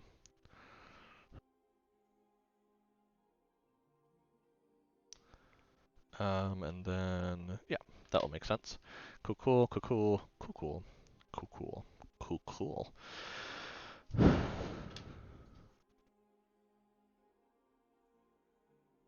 And then, yeah, so I guess, yeah, probably just another draft. I'm going to take a short break in between. Just go ahead, get a snack, stretch a little bit.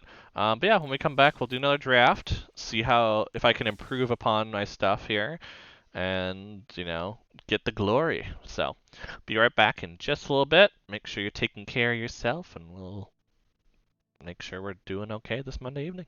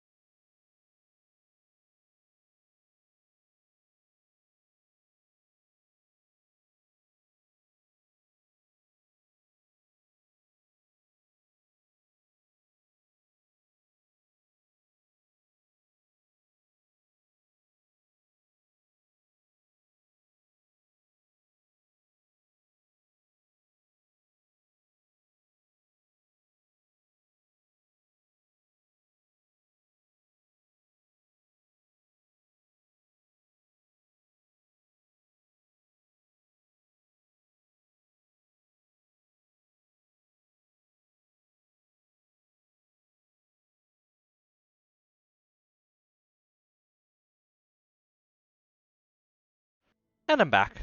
Got my peace tea. So that's good. Maybe that'll get me a second win, because I'll be nice and peaceful and focused, and it'll be great. But we now know another archetype. So I've had two archetypes. I'm like, yeah, that didn't work out too well. So let's see what other archetype we can kind of come up with here and see what we can find in this draft.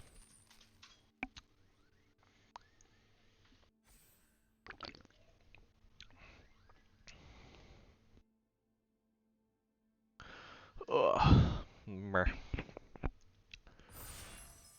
Let's do this. What do we got?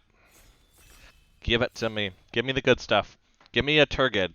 Turgid is a black creature that is just good. Because you can just build discard and like sacrifice tribal around it, and it's great. Okay, let's switch it back to our nice screen. Okay, Resplendent Marshal. When it enters battlefield or dies, you may exile another creature card from your graveyard. When you do, put a plus counter on each creature you control. It shares a creature type. That sounds great just as a 3/3 flyer. I really don't think there's anything else here that's like, yeah, first pick worthy. So we'll just grab it. See if we end up in white. Well, we do have a search for aura and equipment stuff, so that's fun. Masked Vandal seems good for just removal and getting a 1/3 down that can be anything. So that does not help make us commit too bad to anything. So I like that right now. Arctic Treeline's just good though because it's a snowland. There's two lands in here we could take. We could take the Armory and we could take the Arctic Treeline. So let's go ahead and take the Masked Vandal just because that's going to work well with the Resplendent Marshal at this point. It's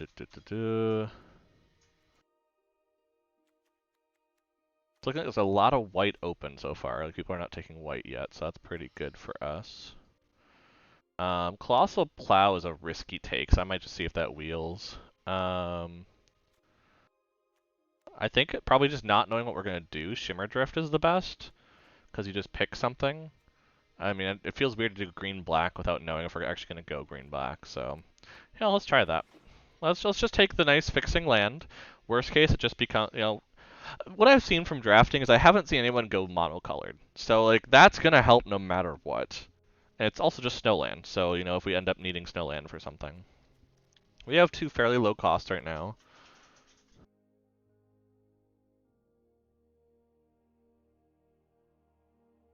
Yeah, you do have to exile something. So if you exile a Changeling, for instance, that means you're going to get +1/+1 on everything no matter what, which is interesting.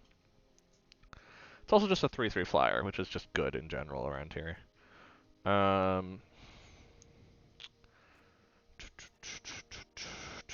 Iron Verdict is some removal, though some conditional removal, but removal nonetheless, so I think that's pretty good. I don't think anything else really screams like this is what we have right now.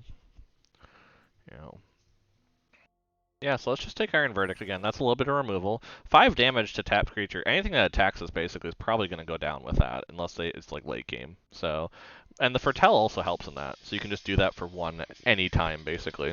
So that's kind of nice.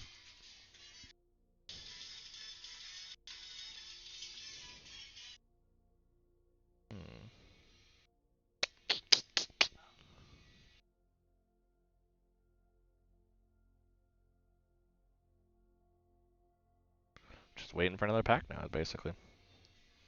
Most is curious because like nobody calls us. So I'm curious what's going on there.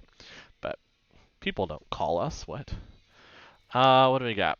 So, and we do have the ability to bring something back. I don't think that's really that great. Rune of Mortality, giving something Death Touch doesn't really fit what we have so far. It's not necessarily good on its own to make us pivot. This isn't necessarily enough to. We only have 1 Foretell card, so that's why that one seems kind of rough to choose. Maybe we just go with Arctic Treeland again. Just get some fixing, get some snow. Like, I don't know what I'm doing currently at this point, but it seems like just general good stuff. I mean, because yeah, it basically is just like, the other thing is just the set has so much of a snow theme that any snowland is always going to be a great choice. Because the ability to activate snow costs or do snow synergy things, you need the snowlands. So these get snatched up actually pretty quick in stuff. They're also just pretty. I love that Arctic Treeland. The only thing I feel weird about is just when we're drafting for collection, the problem is we're gonna end up with, for instance, a lot of Shimmer Drift right away because we're trying to draft to have that ability, but it's only a common, so we're gonna see it constantly. Like, see, we already see it in here. So you have that Masked Vandal again. I feel weird taking a second one already, but at the same time, again, it's a good thing because you can exile something on their side that you just don't like artifact or enchantment wise. There's not a ton of artifact or enchantments, so it's a little rough, but I don't want to take a second Iron Verdict. That feels a little crazy. So I think I'm just gonna take a second Masked Vandal. Again, this does not commit us to much. Basically, right now we have the ability to go tribal in some way. Now, in green, generally you're gonna go elf tribal. Is it in green? I think green white's generally elf tribal. Um, ooh, that's pretty good. And I don't think there's anything better than that here for us. I mean, Gold Maw's not bad as a 3-drop. But generally, I've only really seen like 1 or 2 big creatures, so this is actually a really good way to get rid of stuff. It's not too expensive. Let's go for it. I like these, so I want to make them. See, this is rough because you basically need Halvar. Like, that's the only reason you'd want it, so that's probably not the case. Reno's speed isn't bad. Maybe I just want the 1-drop, the bird in the air.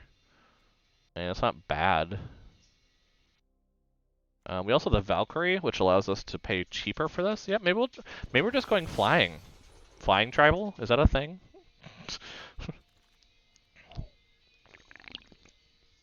Yeah, because I think these birds are going to come around.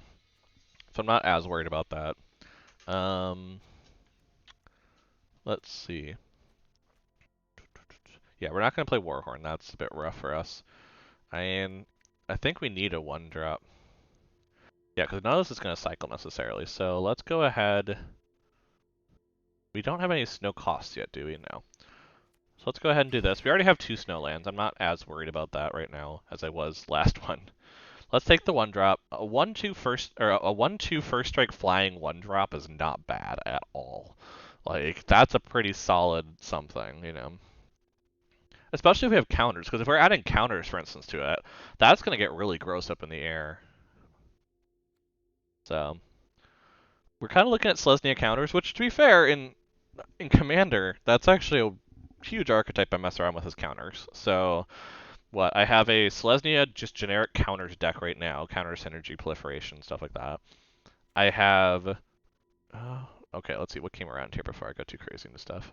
And taking the giant ox seems good if we actually do get the thing around. It might be better just to go to Gold Vein and to cast things. Double red's going to be tough for us to pull off at this point with what we have. So maybe we go the Gold Vein pick for some extra treasure because we have flying, so we're actually going to get that a lot. Yeah, let's go for it. Let's try to make that work. I want that card to work.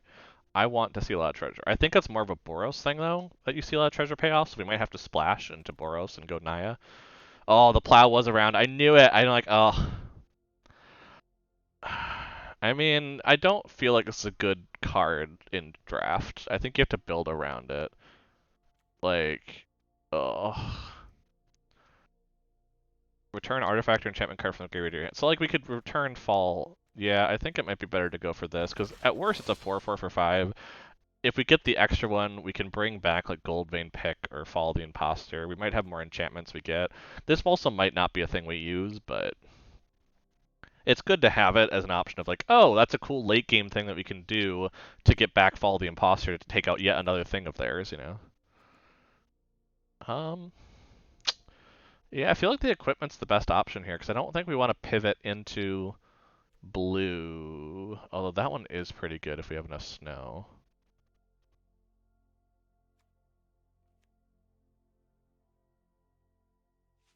Oh, well, I took that. Whoopsies. I'm like, well, I took that. We want to splash blue. We are talking about splashing blue as a possibility. Do we have enough for Tell? We really don't. So We're gonna pick it. I think we're gonna pick it. I don't think we're gonna play it, but I think we're gonna pick it. Neither of these are good. So we're gonna just take the vehicle and run. And just put it in the sideboard down here. Yeah, we have double of those now, so I guess we have a vehicle deck sometime soon. Narfi's Betrayal seems a bit rough, because that's not something great and limited, probably. Well, not for us here. Maybe Might. We don't have a lot of snow cards, so that one's gonna be a bit rough. This just isn't a good pack for us in general. There's not, like, really any white. Unblockable Yeti, we did see the power of that. Maybe we do splash into blue. Yeah, let's do it. Let's put that there. Worst case, we get rid of it, but that was a pretty strong card in our last one we saw. Hi. I'm just seeing what you're picking. Not well. Oh, but I have to go with Braggart. If I'm gonna go counters, I have to go with Braggart. Yeah, that makes sense. I saw how good that was in the pre-release. I feel like I'm being judged. I don't know why. I feel like we're being judged. Let's just go with two Fallen Imposters. Let's just like dive so far into this counter sub theme. Oh, good. And then, yep, the Rune of Might. That's perfect. That's what we're looking for. Well, before I go there, let me make sure I have enough creatures. Okay, I'm doing well on creatures. I don't think anyone's going to pick the Masked Vandal necessarily. We have two of them worst case, so. But yeah, let's go Rune of Might. That gives trample, which for counters, if we're going to make a really big creature, that's probably the best way to do it. It also just replaces itself. It draws a card. So it's really good. These runes are actually, I'm really excited about these because as someone who has an Enchantress deck where it's 3 color, putting 3 of these in that deck actually sounds really smart right now. Like, just 2 drops. I think they're all 2 drops, all the runes actually. 2 drop, you draw a card anyway, so you're going to replace it, but it's basically going to give something. Now, I mean, I don't think I have equipment in that deck, so that's the only thing where it has to go on a creature, so it gets a little rough sometimes in hand, but like just the flexibility, like I could put this onto the Goldane pick, and it becomes +2/+2 trample, and if it hits a player treasure token, that's gross. Absolutely disgusting. So, and yeah. Now currently we're only splashing blue for Frostpeak, but I guess if we are splashing blue, we could bring back in Nico. It's probably not going to do much for us, honestly, which is why I'm not looking to do it, but toughness 6 or greater. I don't think we have anything toughness 6 or greater. I don't think we're going to have anything toughness 6 or greater, but it is a 5/4 for 5, so that's already pretty good. It's a bigger thing. And that allows us to go find this, I guess, and put it in our hand. Let's do it. I mean, worst case, we take it out. But I think a 5/4 for 5 in this and allows us to go look for something. It also has power 6 or greater now I think of it. Which, again, I don't think we have anything, but that's also good to note in case we do find something that's like, oh, it's a really, something really powerful. That one's not going to work for us much. Maybe Arachnoform is good, because +2/+2? Or do we want... maybe it's just good going the Breached Spider. Yeah. So we don't have to have it on a creature or something. Just get the 4/2. Yeah, because I don't think we're playing this. This seems very good for something, like, constructed. But I don't know. I gotta have something to go fetch for it, I think. Because if it's just gonna die and it's gonna be a 5/4 for 5, I'm like, eh. And I want Search for Glory. I know full well that's not that good in this, but it does search for our Saga. But is it better to get the lifelink? Let's see, is this gonna wheel? I'm gonna take this. It's not gonna wheel, okay. Yeah, it's better to take the Rune of Sustenance, as much as that hurts me. But having the lifelink and the ability to replace it, I think that's just better. I think it's just better. This draft, I'm like, I want the rare cards, but I know that at the same time I still have to build a deck that wins. Because if I just win, then I get enough for another draft and it's better. But I'm just looking, I'm like, ooh.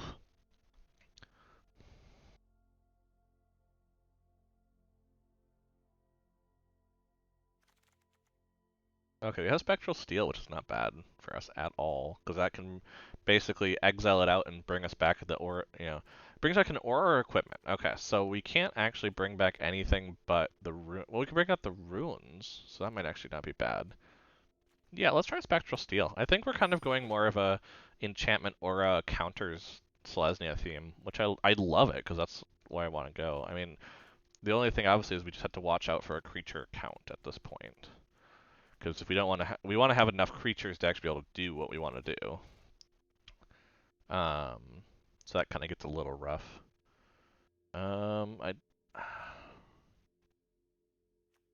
I don't think we're going to be going wide, but I think I'll grab this just in case I need to add another card in the future.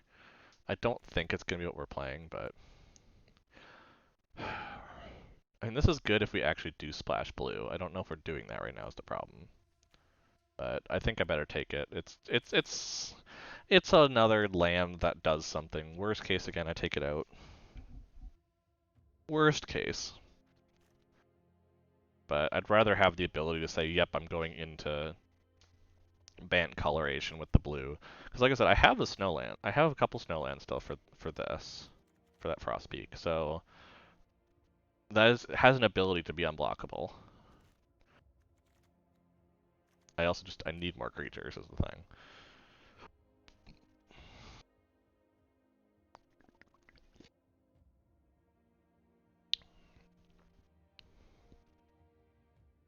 How are we doing on the board? Oh, someone's hoarding all of them. That's usually what happens. Like one person gets stuck behind or something, or like DCs, and so it's being picked for them.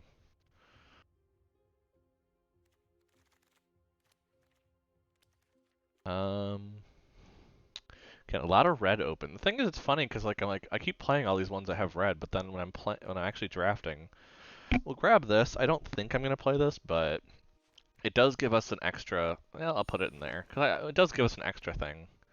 Um, I think we have to play more creatures, so we're gonna grab Jogger Thief. We're gonna splash blue, I think, at this point. I think we need it for the creatures. This is a flash, so yeah. Again, let's just throw them in. We need the ability to have creatures. I mean, I'm not gonna play it, but I'll grab the giant because that sounds great for constructed. It's not good for now, but it's good for constructed. Okay, what do we get left? What do we get last? And then we get one more pack to kind of pick. We already have enough cards technically to make a deck, so we're not actually in any bad shape. We can be a little picky around here. Crippling Fear, that is definitely not a card that we can play right now at this point. Path of the World Tree, I don't think we have the way to pull off the end one, so let's literally just go grab a land, which probably isn't great in this. I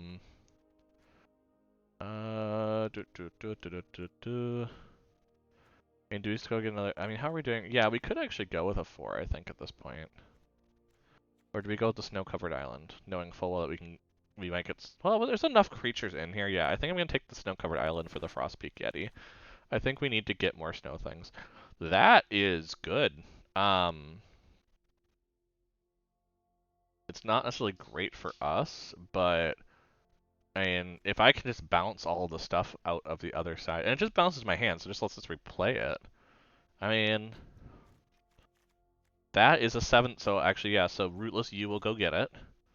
Do I want to go for double blue, though, right now? Yeah, let's throw it in there. Again, we can always take it out later, but yeah, we have some tough casting costs for sure.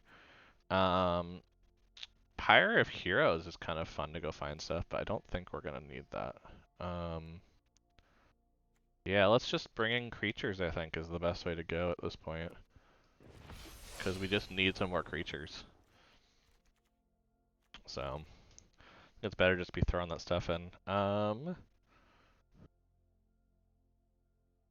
Giant's Amulet is 5 mana, 4 or 5 with hexproof, so that's not terrible. Ooh, but Augury Raven. Augury Raven, that's a flying, put counters on it. I think that's where we have to go. Get some more evasion. Because, yeah, for those that don't know, I subscribe very heavily to the philosophy that other people go to of what's called BREAD. So it's an acronym that stands for bombs. So things are like, that's going to just carry a game by itself. Awesome.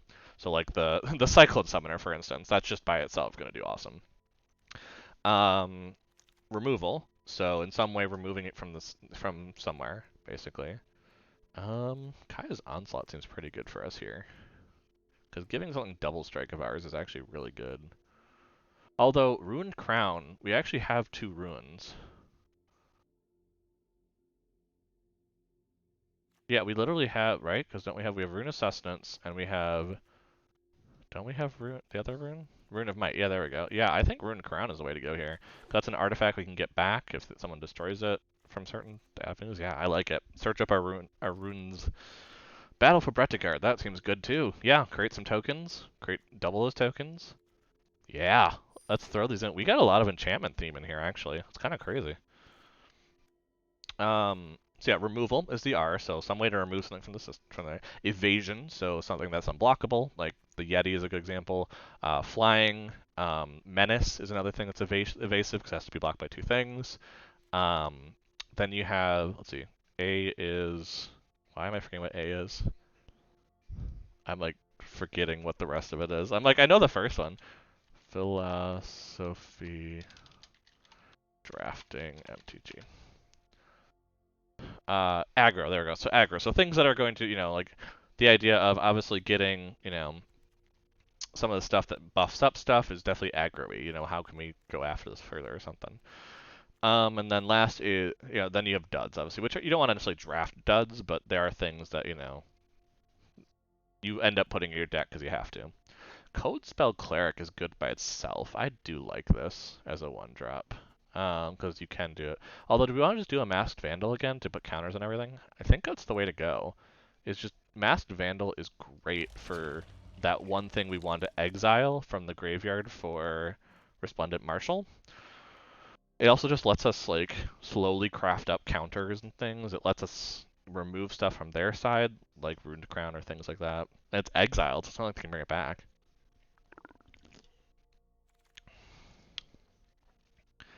Huh. The Valkyrie's probably getting best because it's just the idea we can exile creatures from our graveyard. Yeah, we're getting enough creatures now. We definitely have enough creatures, so I feel a little more confident. I was a little worried about our creature count earlier, but I think we're getting to the point where this is actually a lot better for us.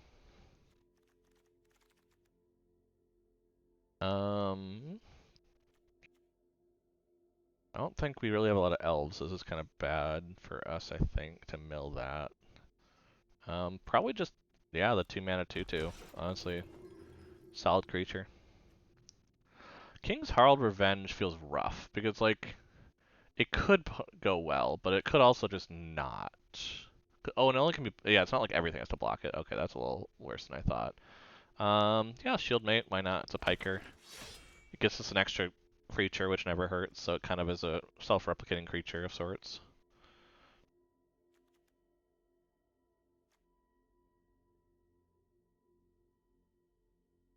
Yeah, we have way more cards than we need in here, even considering that we have a bunch of lands.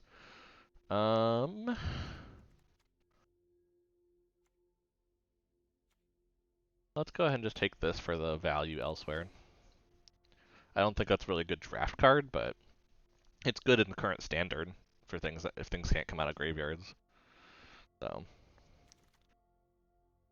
oh, here. Well, this can be fetched by Rootless U, can't it? It's another double blue, though. I don't know if I'll want another double blue. Yeah, it's probably better just to go Valor of the Worthy, even though I'm probably not going to play it. This is a 3/6 of Vigilance, which doesn't suck. It has the Foretell. I don't know. I have a counter theme. I might as well go with the counter one. Wings of the Cosmos, I'll put it in there. I'm probably not going to play it. Yeah, I'm actually kind of happy about this deck. I'm feeling a lot better about it now. Because I don't know if I'm going to play some of the big crazy stuff, but it's nice to know I have it now, at least. Okay, so this is just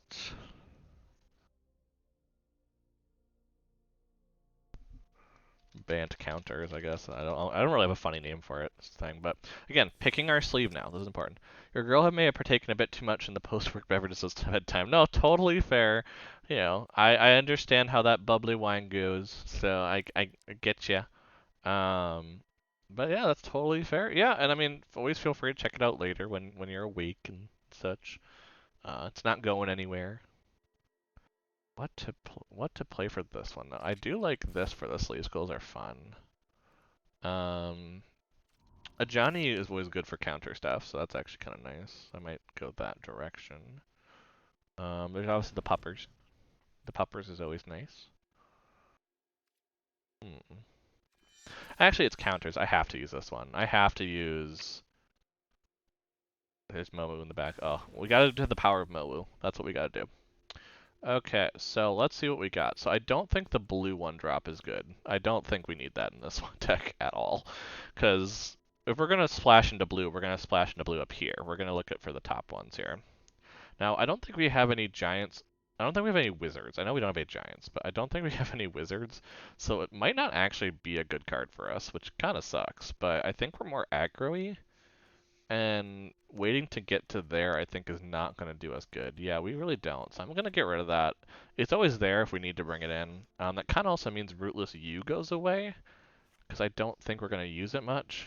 Like, just we don't have anything to fetch with it. I mean, yeah, it's a 5-mana 5/4, but there's literally nothing else to fetch. So it's really just going to sit there and take a lot, where I'd rather have, like, 2 creatures out, for instance.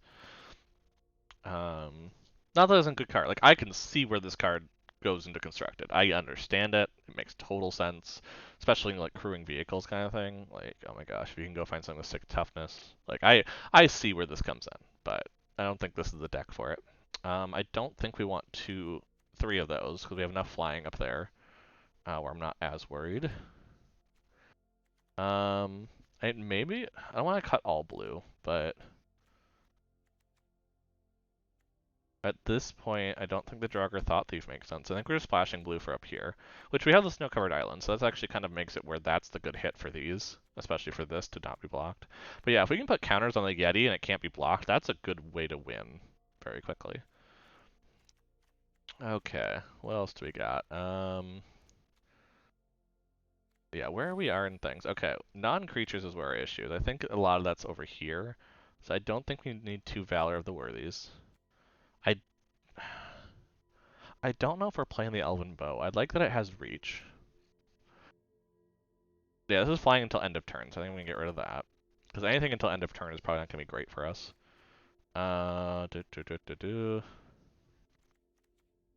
Recluse has reach, so I can get rid of stuff.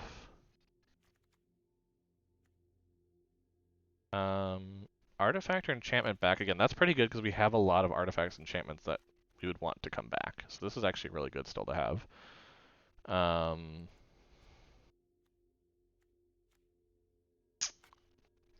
I think this is an aggro deck. You know what? I might just go 43. I know it's like the worst thing, and this is probably why I lose so much, but I'm like, this is probably a good way to go. Maybe I don't need, actually, maybe I only need 2 of these. Because, like, if I'm going to find Resplendent Marshal, am I really going to, I mean, having 3 of those just seems overkill. Yeah, we have things that make tokens, so this actually can double some tokens. We don't have any artifact tokens, which makes it a little rough, but it at least will get you 3 power 4 tokens, so that's not bad, and if we're putting counters on things. I think putting counters on things again is pretty good for this, because I've noticed that the draft is a bit slower, so I feel a little better on there. Yeah, let's go 42. Let's run 42. And I think this is a rough. It would be better just to have a blue. Because I think this is kind of rough. Like, we don't have a good chance of actually doing this. Unless, I mean, at this point, we probably could take out a forest, bring in another island. Just to kind of have that, and maybe that makes you feel a little more comfortable at Gates of Istfell, especially with Shimmer Fail. Yeah, because I mean, we don't have a ton of green anymore. So having that many green is kind of like, well, you know, do we need that? So yeah, let's try it with this. Let's see what it's like. Do our best. And see what we can do, you know? The thing with drafting is, and I think this is what happened in Zendikar Rising for me, is that the more you draft, the more you know, like, oh, that wasn't good. Let's try something else. You know, you have to know that's like, okay, well, what didn't make that good? What was I missing in that deck? So you kind of have to have that a bit, but I think this is okay. Well, we don't have any white, and most of our stuff is white. How confident are we that we're going to draw planes or draw something we can use? I don't know. Yeah, I think we have to mull. Cool. Okay, we got our stuff. Resplendent Marshal seems a little funky because we won't have really much to put counters on. So I think I might put that back in, knowing that I have some stuff to kind of have fun with. So let's do that and get Arctic Tree Line out like right away. And Code Spell Cleric, the only issue is that right now we're gonna probably play it as just a 1/1 with Vigilance. So unless we can find some other reason to wait. I mean, if they're not playing things, we don't necessarily need to play things, but they are playing so far mono red with different mountains, which is kind of funky. Yeah, here's the Zendikar Rising one. Here's the Kaldheim one.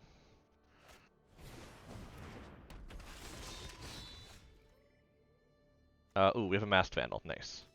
Which we don't have a creature card in the graveyard, so we can't exile anything, but it does stop Magda, which is nice. Because yeah, it's whenever a dwarf you control becomes tapped, create a treasure. Okay, so let's go ahead and throw out this. And throw out this. So I think this is going to slow down their dwarf dreams. They'll set a way to get rid of Mass Vandal, which is always possible, but having that in our graveyard is probably best anyway. Because that's where it would actually make the most sense if we happen to get back to Resplendent. Oh, they're not attacking. I was curious if they were going to attack and get the treasure. But apparently not. So let's go ahead. Let's do this. We're going to put it away for 2. And we're not going to attack. We're just going to take it slow. Because the Axe, I think the Axeguard Braggart is our win condition. I've seen this card take off in some draft games. Because it's just good. It's just good. I mean, like, the ability to basically have it have Vigilance for 2 mana and get a counter is just very, very good. Okay, so this is a problem that we have. We need Magda to not exist, so these are just 2/1s.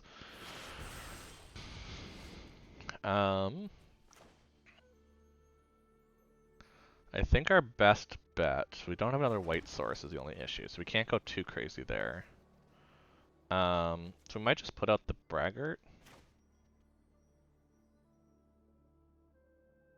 Knowing full well we'll trade for the Vandal. I mean, can we get rid of anything? No, because it's just a creature. But we're setting up for the fact of we can actually trade and be okay. Because we have the Rune of Sustenance, which is going to help. We just need to get it onto the Braggart, probably. The only issue is it doesn't confer any stat boosts, so it does make it where it is a threat or is a at threat of dying if we attack with it. But having the option here to actually get, we could put a counter on it actually. So you could put lifelink on it, put a counter. It could be a 5/5, which again, it still is gonna probably, yeah. So yeah, that's what they're doing. So we're gonna trade 1 here. I think that's the best. So I think our best bet is actually to make that like a 5/5 next turn. We need another white source to make that happen. Actually, we need 2 whites. Actually, that's not possible, I think. So it has to be Masked Vandal into Code Spell. Yeah, we didn't get that. So the only way for this to work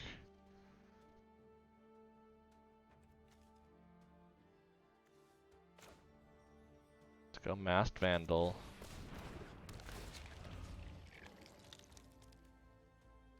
I may exile a creature. No, I don't think I want to do that yet.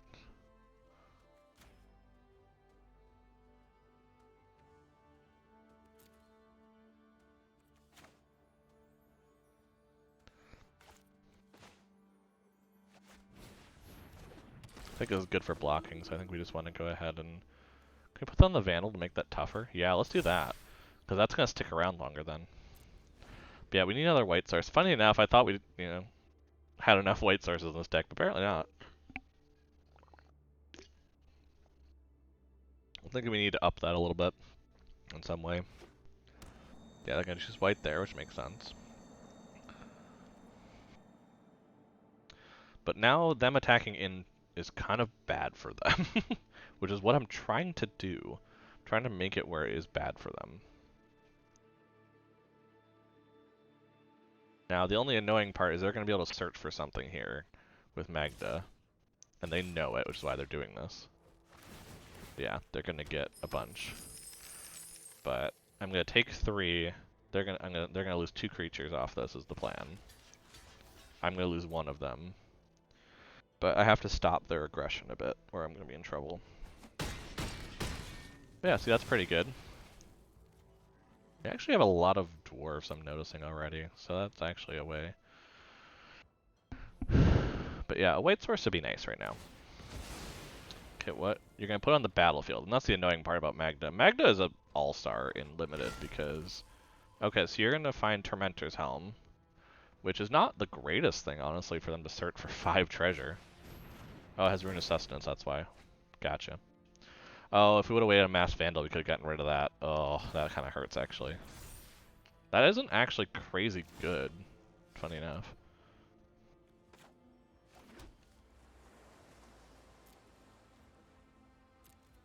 I think I'm going to wait to kill it with Iron Verdict.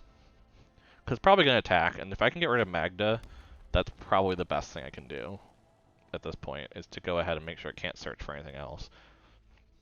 It's also going to be a blowout if they attack with more than 2 things, or if they attack with at least 2 of these things, and I can Iron Verdict something.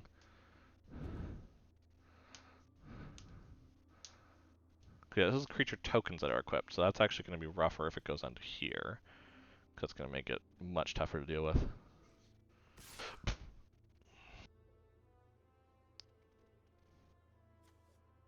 I mean, if they do that, I'm just going to block with the Masked Vandal and take 3, I think. Because then I'll just want to kill this.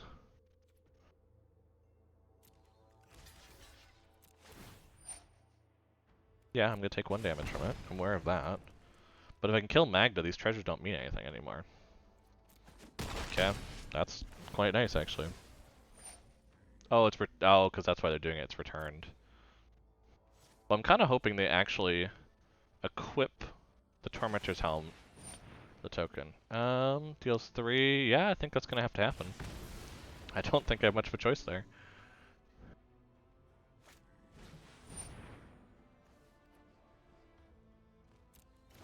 But yeah, I want them to equip something, preferably to the token.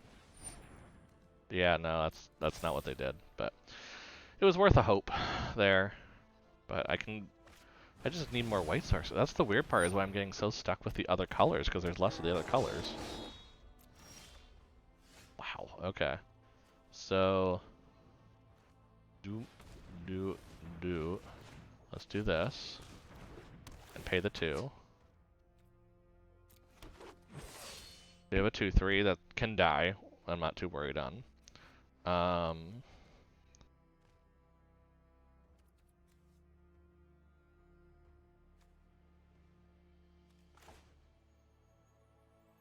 Let's do this, because I think this is good, because this is a blocker that can gain me life at this point. It's just they have a really good Boros deck. They have all the themes of they got that, like that's just nuts. They got the combos.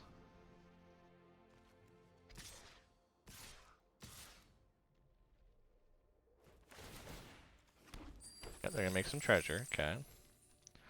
I think blocking here makes sense. Honestly, blocking there makes sense. Because no matter what, they can't kill anything.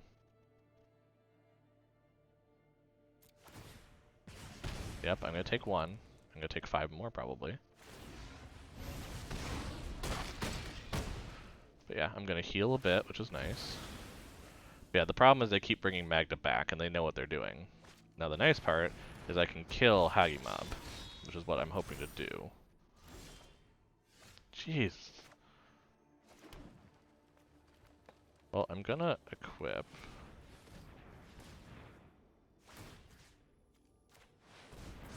that there.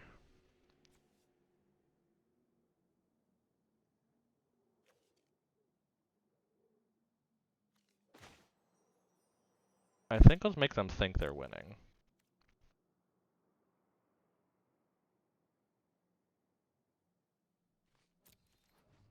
Yeah, let's make them think they're winning. Now, I will want to attack with Axe Guard when I have another White Source. But the problem is I need to keep Iron Verdict up. I can't lose Iron Verdict here, knowing that they have a chance of killing me.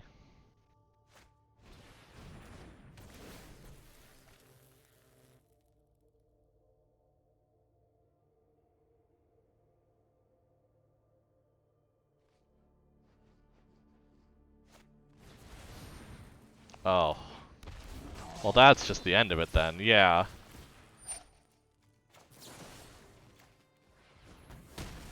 Oh, good. They couldn't actually boast. But I mean, I'm still dead. There's no way out of this, I don't think. Yeah, I'll just block there, take the 10. Doomscar is so good because it just destroys me. Yeah, that was not a good matchup for me because the problem is I just couldn't get my stuff going. I had to keep blocking to save life because otherwise I was going to be dead. That Dwarf Berserker red strategy is really good. I just haven't seen enough of it in draft to ever pull it off.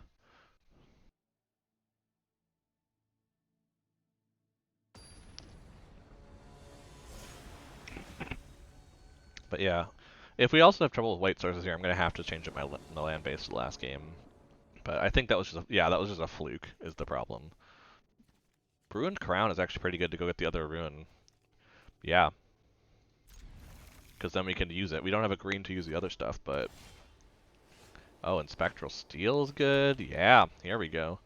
Now we're going to start getting the crazy large thing.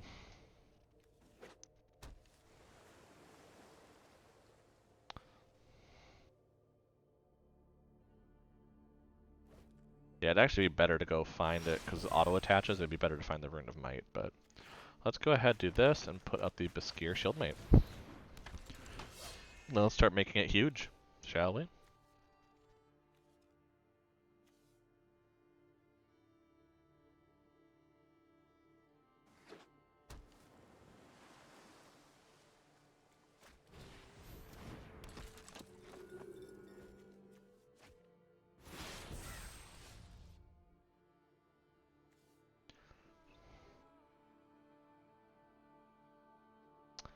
And if we do this...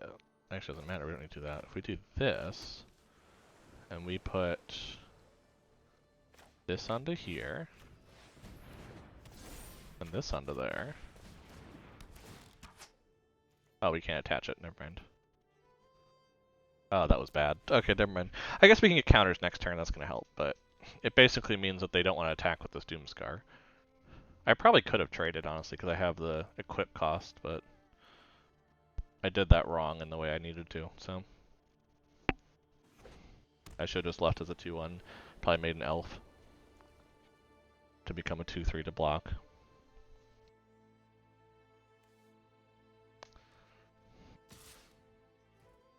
Okay. No, you're good. I mean, I'm a little worried for you, but you know, unless you're gonna kill my Baskir Shieldmate somehow.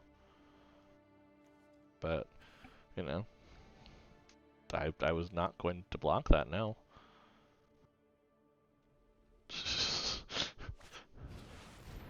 Okay, you're gonna make the Valkyrie fair. Let's play this.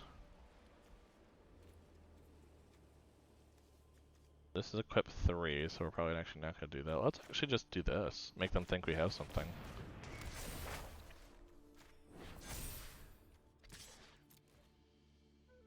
Because I think my race is gonna win here. Because if I can get a land, I get Rune Crown, throw Lifelink on it, and start going nuts.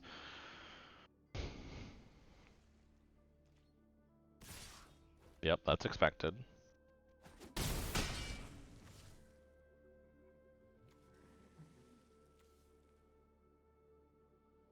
And yeah, I'm preparing to exile whatever largest power creature you have, basically.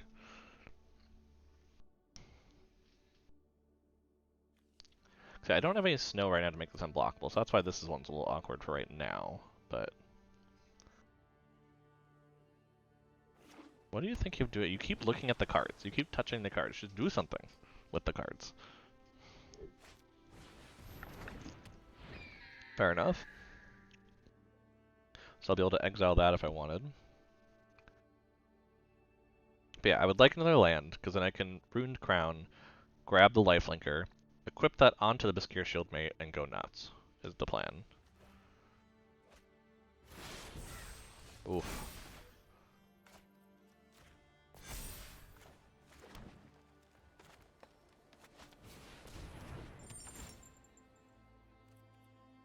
Search my library for that one. Draw a card. Equip this to that. Attack for 7 lifelink damage. Do you lose the Raven? You don't! Oh my goodness. But yeah, no, I'm good with that. Because the thing is, I can just throw another creature down and keep equipping.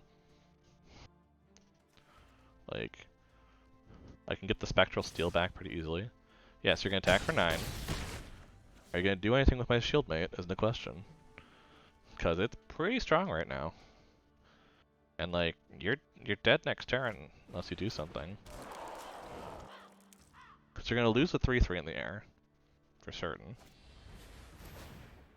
Fair enough.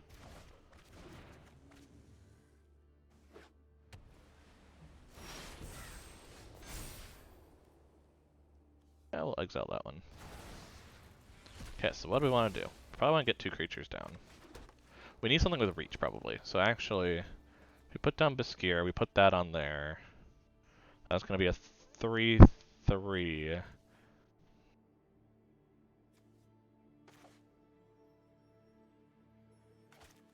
Yeah, let's actually do this first.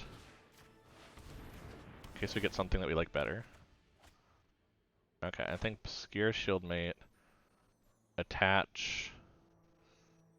Yeah, because then I can still be okay. Oh, that's right. I just remembered that that doesn't actually work the way I thought.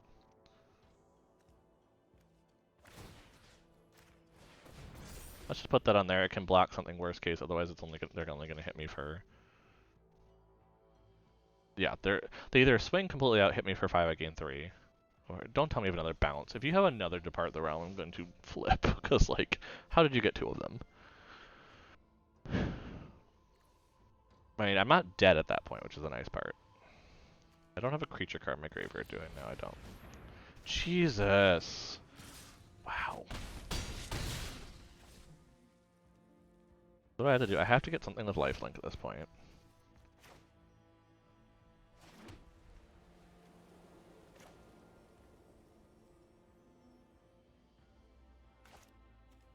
Three, 5. I think I'd, because yeah, let's see, what would that power be? That would be 1, 2, 3, 4, 5. Yeah, unless I can bounce the creature again, I think this is the only way I can survive. Because I need to be able to block that. So I need to put that on there. And then... yeah, I just need to do this and hope they don't bounce it. Because if they have a third bounce at that point, it's like, what can I do against that? They've bounced my creature 3 times. Like, they're playing tempo. And the hope is that they don't have an answer for this Bascure Shieldmate, and I can start to rebuild a little bit and get these 1/1s out. I mean, I obviously love to return Fall the Imposter and have a 4/4 out. That'd be nice, but I don't trust that. Because, yeah. Yeah, Fall the Imposter would be nice to start doing stuff. Okay, so you're going to make 2 of those. Fair enough, which isn't going to do much, which is good. So this allows me to do this.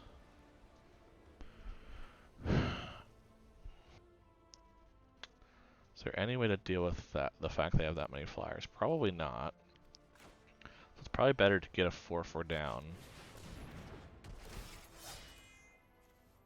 Return.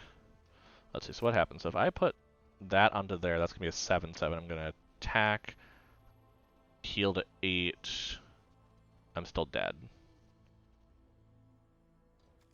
I think that's still the best to do, though, because that gets me more value than this does.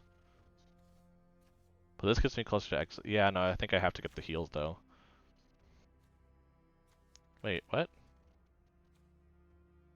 Oh, I don't have a creature card to do it too. Oh, that's right. Okay, well I just need more blockers then, don't I?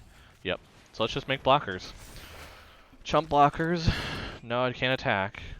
But yeah, I can block a 4/4. They can get through up there with 7. I am dead. I am totally dead. Yep, I'm dead. But I can kill their creatures, which is good for my quest. So there's that. Yeah, that's amazing in limited. If you foretell it, that gets you so many angels. Yeah, they're gonna attack with the angels. I can only block one of the 4/4s with my shield mate. Yeah, no, that was a blue-white flyers archetype that they did quite well.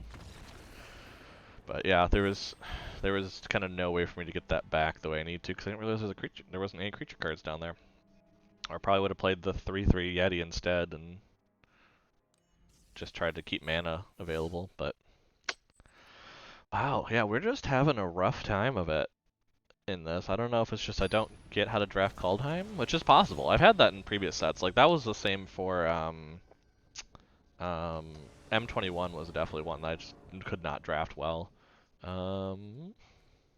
one's not terrible. It's not great, but I can break Iron Verdict just to protect myself.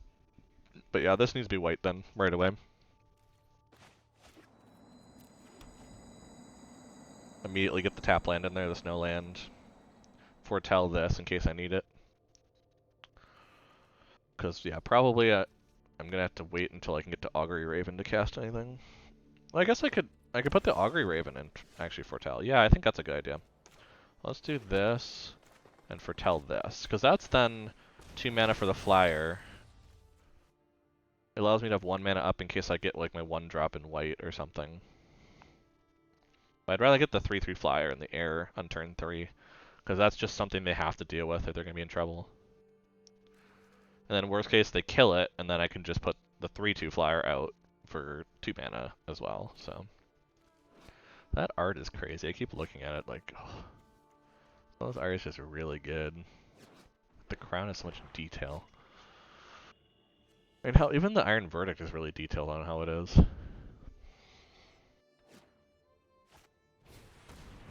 Okay, so they're milling and putting stuff. Okay. So this is gonna be return elf card, okay, which is the 3/1, or no, the 1/1 elf that makes me discard a card. Okay, that's not the worst thing for me. But yeah, I think we're gonna go ahead. We're gonna put out the Augury Raven. I think we need to get the 3/3 down, even if it does technically waste something, but right now if they're gonna make me discard, it's probably best to discard. I probably can discard the forest. Yeah, I think I'm gonna discard the forest. Because then we're just gonna start doing this sort of thing and put some threat on them. Because now we have a 4/4 up here. That becomes a 5/5 next turn, which starts putting a bit of a timer on there, especially if I get Ruined Might or something, even if they get flyers up there. They have to be able to kill it in some way. Now, I presume they have the 2 black exile effect, the Feed the Serpent or whatever. Which unfortunately would really not be good for us, but at this point they're playing a 2 mana 1/1 on turn 3. So I have to guess that they're playing a little slower. Dream Devourer, interesting. So everything, they have foretell on everything basically in their hand. But I mean they have to get some flyer out soon or they're kind of in trouble. Cause I can just put Rune of, yeah, I could actually make this a lot quicker.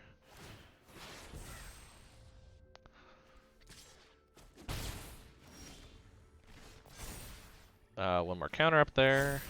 Play a plains. Probably best to use this, foretell this, just in case I need it in the future. And yeah, then just attack. I mean, honestly, we are doing a ton of damage. We're gonna remove the 1/1 at this point. Yeah, 'cause that's until end of turn. If they play anything better, we exile that instead, which is nice. They have Faceless Haven. Well, that's something. They don't have enough to activate it. I guess you can technically activate with its own mana, but cool. So that's a 2/3. I mean, that I can kill if it attacks me, which is definitely what I'm considering doing, because I think they're kind of putting a lot of faith in this rare right now. Yeah, so if they attack me, I can just kill it. I presume they would want to attack me. I don't see why they wouldn't.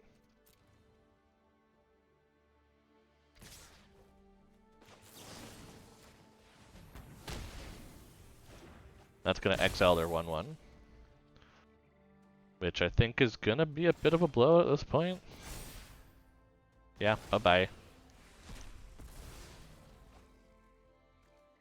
Let's just attack for 5. And let's prep the Ruined Crown.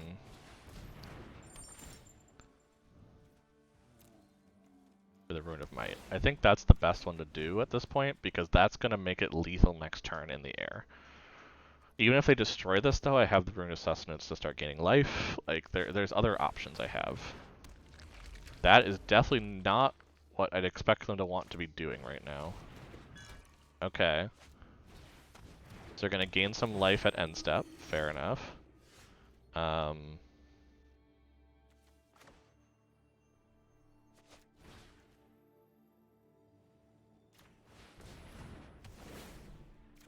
Draw a card.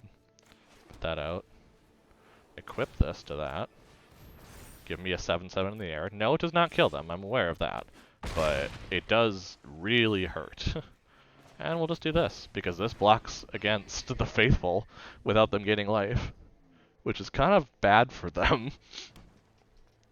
So, I presume they're going to put counters on that by exiling their Dream Devourer. Yeah, that's all they have in there that they could do it to.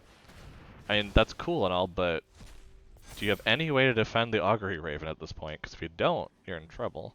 The nice part, and this is why I actually like the rune cards a lot, all of the runes are on the Ruined Crown, so they have to kill the artifact. Oh, interesting. So they're gonna... Well, that just makes it have to be blocked by some... Okay, so I just block it there. You're gonna kill my raptor. Which is fine. I mean...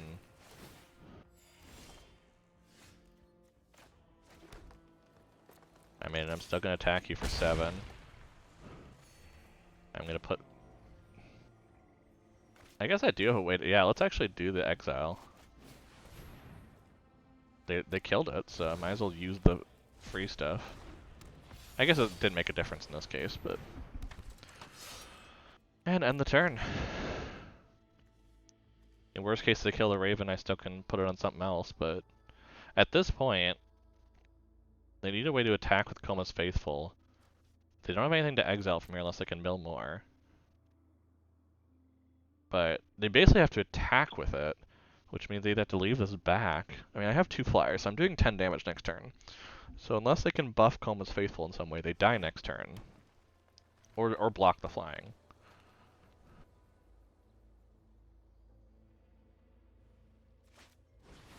Okay, that's not saving you.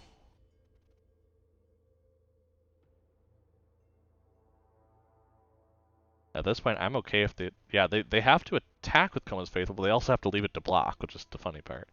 But yeah, you have... Yeah, that's not going to do anything for you. I think you're realizing that you have no way to win at this point. Because you attack, you get to 10, I kill you next turn. Unless you have some way to deal with my Raven or Valkyrie.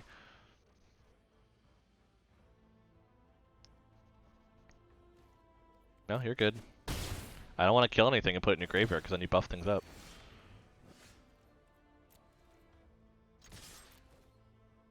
Actually, I probably should put that in the Baskir Shieldmate. Now I just realized actually that was really stupid that I attacked with all, but... I mean, they're still gonna lose, so it's not a problem. Right? They still lose, I'm not losing it?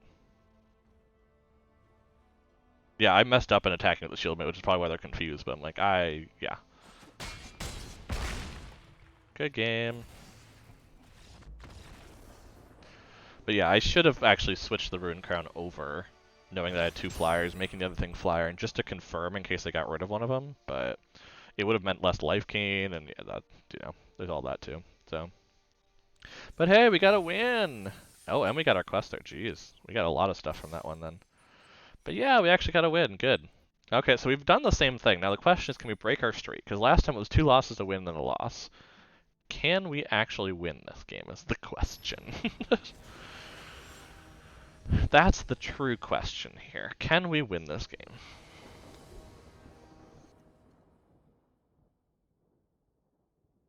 Okay, well, we have a lot of land. We have a way to go get stuff to put on the shield mate. We have a lot to put on the shield mate. Yeah, sure, why not? We can put down the white tapped right away. We have a chance of having enough to actually do the sacrifice effect on here, which is cool. Oh, they milled down to 6. Nice. That's really good for us. Okay, we have double white now. That's nice because we've had issues with that in the past.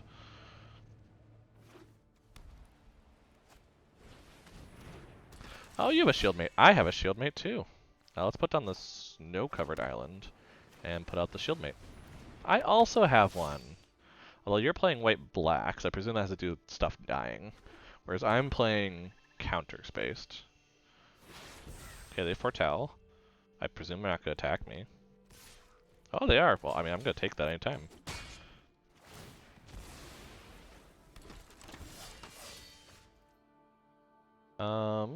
Probably double white makes sense.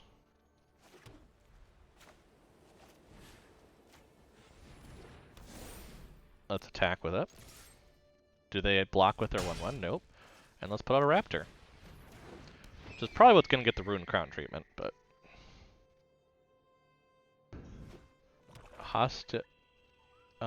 What? Yeah, allow it? I'm really confused. For some reason, it took part of night and thought it was a problem, which is funny. But good night! I don't know what happened there. But yeah, these are little funny Temtems for sure. Let's go ahead and confuse... Well, let's put out another white, or another blue actually. That gets our double blue source just in case. I mean, attacking seems fine. I don't think they're gonna block it, are they? Oh, Glorious Protector. Oh, that's not what I was hoping to see. They have one of those. I could never make that work. Yeah, so that's gonna kill my raptor. Which is unfortunate, but you know, that's what happens when they have possible flash creatures. I am gonna go ahead and put in Story Seeker here as kind of a life gain source in case they try to attack with the 1/1. Ruined Crown can't get me to any point where... Yeah, because at most will get us a 3/3 with Lifelink and Trample. So we're mostly just kind of getting to the idea of trying to do that. Ooh. Well, we have counters, so might as well have some fun with counters. We're getting closer and closer to being able to actually do this. Actually, we're actually right up against it. Let's just start making... Yeah, because that would just basically... Yeah, these are unfortunately the same thing, so it doesn't help, but we can get a bunch of 1/1s. Which makes me feel more comfortable about blocking with the 1/1s. Draugr Helm, that's equipped 4. But I guess it is +2/+2 in Menace, that makes sense.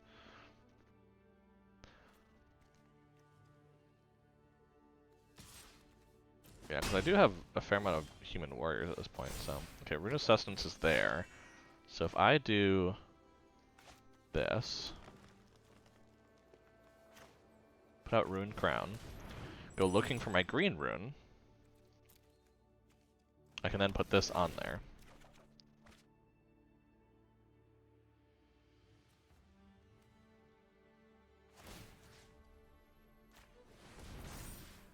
Oh, that's a 4/4?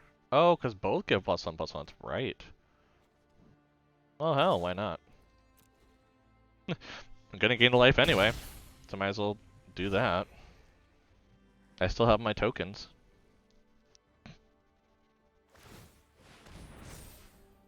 Because I can't block that anyway. That's actually not the smartest place to put that, because we'll do that token and that token. Okay, no, I can't choose that one. Submit. Double tokens! Nice. So I think, yeah, because they're doing that whole thing. So I want to do, I think, this tapped. And we'll make it make kind of good on all colors, funny enough. So let's go ahead and do green. I think green's the most thing that we'd want it for. And then, you know what, let's just do this. That gets us more stuff. No, I'm good. I need to start buffing it up a bit more before I do anything, so...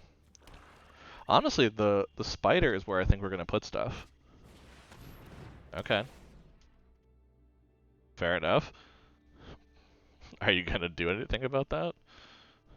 Because, yeah, I think the spider with reach, putting that all on there, so the glorious protector is probably the one that's going to have to deal with it. It's pretty good, especially having the pick and everything. Like, this is great. Let's go ahead and put another white on the board. Let's throw this out. Let's equip this to that.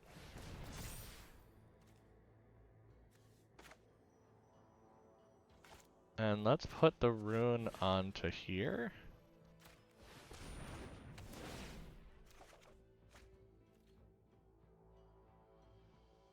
And no attacks. But this way I don't have two things that can block that yet. But, oh, okay, I still can't block it as Menace. I don't know why they thought that was okay. But I guess they were worried because they knew they'd have to trade, which would have been absolutely great for me. But hey, I'll take 2 wins. I'm not going to bash 2 wins here. You know, that gets me up to what, 250 for gems? Yeah, 2 packs. Oh, and I have mastery. Let's go see what I can do. Wait, I have master tree stuff? I must have got... Oh, I got to level 9. Okay, so we have choices. We can do the Stalwart Valkyrie, which actually comes in right away. We have that in our current deck. Augury Raven, which we also have in our current deck. Infernal Pet, which we had the last one in the pack mate. So I'm between these because I don't think that... Well, let's look ahead at the green ones. I mean, I don't think I'm playing with a lot of those in the future. I don't think I'm playing with a lot of those in the future. Probably playing with a lot of the white ones for like Lifelink and yeah, Halvar.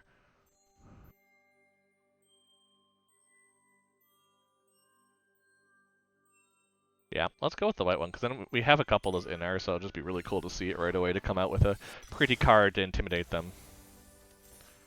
Okay, so we have to go into our deck though. In our draft, we have to go into our deck because we have to actually set that. I think yeah, we have to apply the style. But now that we did, look at that. Oh, that's pretty. That's absolutely pretty. Okay, done. Let's just add it again for the final one.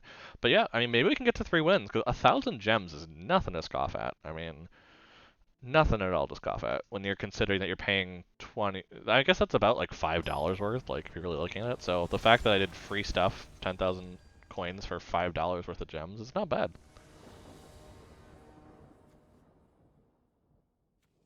Okay. So this one's a little rough, because we don't have a creature right away. We can get rid of any of their kind of tough ones. So I think that's the best. We can get the Braggart out eventually. So we're gonna need green here. See, and that's why that one's so good, is that you can just be like, you know what, I'm gonna pick the color I don't have. And you can do that. You have that option with the veil. So we're gonna go ahead and put out white, and we're going to foretell this. Which, oh, see, that's the thing in limited. Foretell is so good, because I had nothing I could do at this point, so... Yeah, I might actually do Battle for Bredegard next, because that gets me some creatures right away.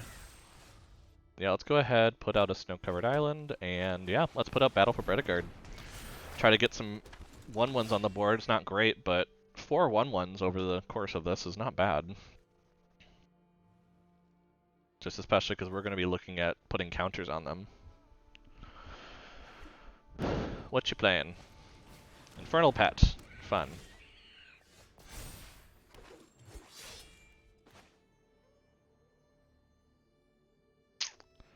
It might be best. Let's see, because we don't have another white source, do we? No, we don't. So we can't play this and have Iron Verdict up. So it might be better just to go ahead and get the Braggart out, and then just get the tokens later. Yeah, I think that's better, because this forces them to have to play 2 spells to actually be able to use their Infernal Pet, whereas the Braggart I can do much more with next. But yet again, we are stuck with only 1 white source, which is absolutely bonkers in this deck. Like, we have 4 other planes. We have the Gates of Istfell, which is one. And we have the Arctic Tree Line, which, mind you, I don't think we've seen much of in this game, in these games. We're on our 5th game of them, so That's a little funky, but we've seen. I mean, hell, we've seen the Shimmer Drift Veil constantly, which is funny. But okay, so they have a pathway. Ooh, they actually had a pathway for their thing. I wonder if they used that to pick what they were doing. Which, if so, we might actually have a chance to win, because picking your draft deck off of the pathway you have is not necessarily a good way to go. Okay, so you have some 2/1s. I'm quite okay with that. Let's get more of those. Let's put this out. I think we're probably good doing this. Yeah, because worst case, we do something else. Okay, yeah. Let's do this.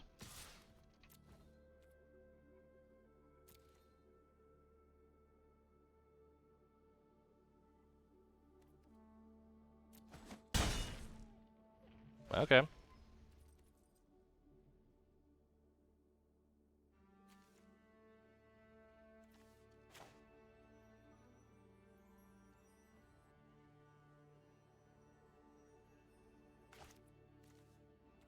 Yeah, let's foretell this actually.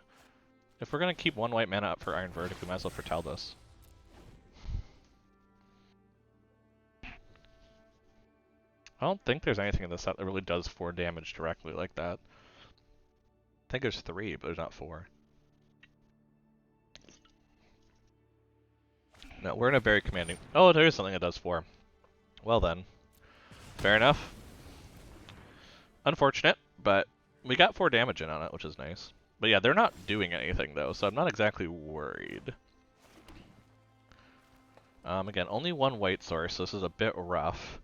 So I might just go ahead and put out the Augury Raven.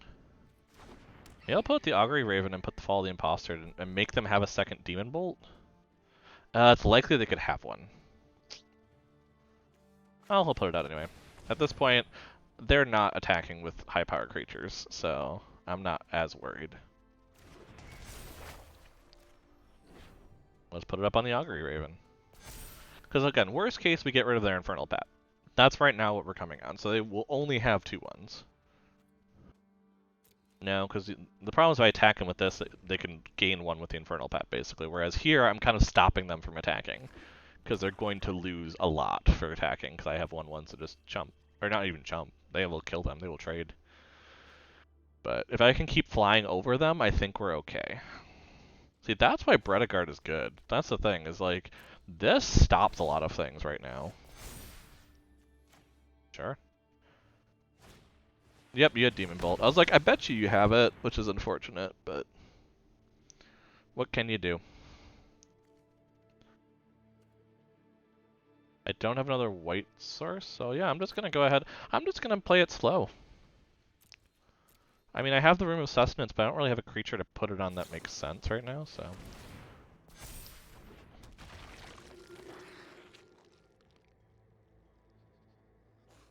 Like, but right now they're kind of in a weird spot, because I also know full well I have something to kill things with.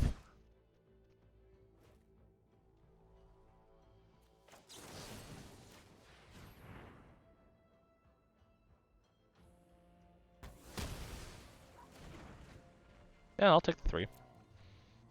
Your Infernal Pets can be exiled anyway, so I'm good.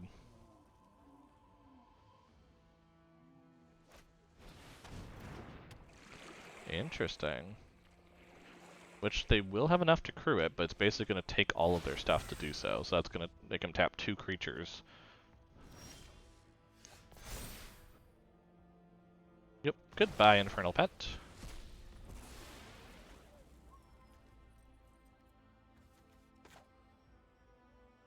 Yeah, again, interesting, we only have 1 white source.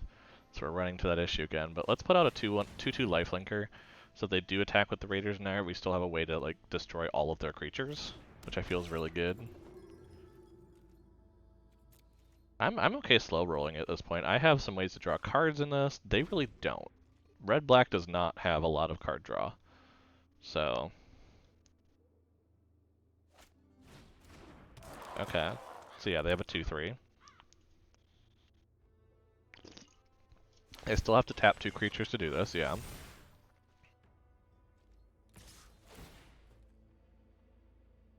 no land.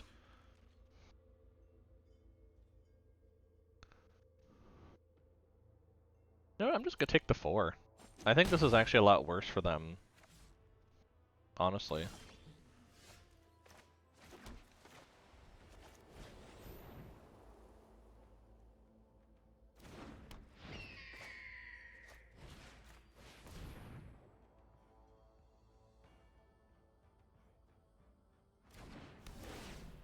Let's draw a card. Maybe we'll get something else. Ooh, that's kind of nice. Because actually I could attack with Soul... Yeah, I could attack with Story Seeker now. Which does heal me, which is kind of what I need to do. Or will they block with the Scorn Effigy? Let's see. And do they want to give me a treasure? Not knowing what's in my deck.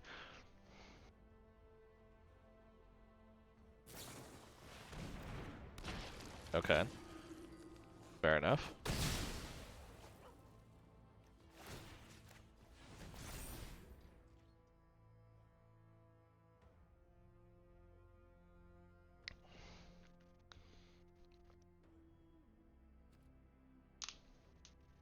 Now, I'm out of cards. That's the only issue here.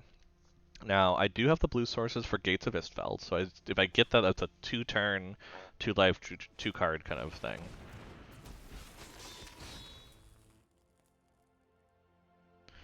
Okay, they do have enough to crew just with the Breakneck Berserker if they want.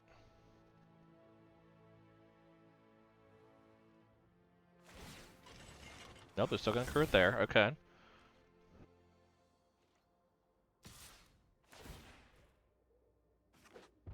They're just going there. I'm actually kind of okay doing this. We're probably going to be blown out by one of their cards, but I'm going to see if I can catch them off guard by suddenly me doing this. Yeah, because that's not actually good for them. The 4/4 is really the only thing getting through what I got. Especially if I go find... Let's view battlefield. Is it down here? Yeah, Rune of Might's down here. Search my graveyard. Find this. Bring it up to there. One case to Isfeld. Oh, I'm good. Because yeah, this will allow me to draw cards next turn and gain 2 life. So I'm just going to sit back. If they start aggroing, I'm going to outvalue them. With my first strike lifelink trample flying thing.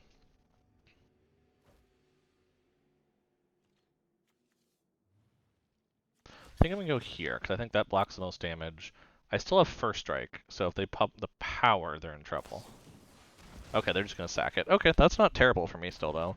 I mean, it's not great that they're getting cards out of it, but I still get to draw next turn. They didn't kill my Battle Raptor so far.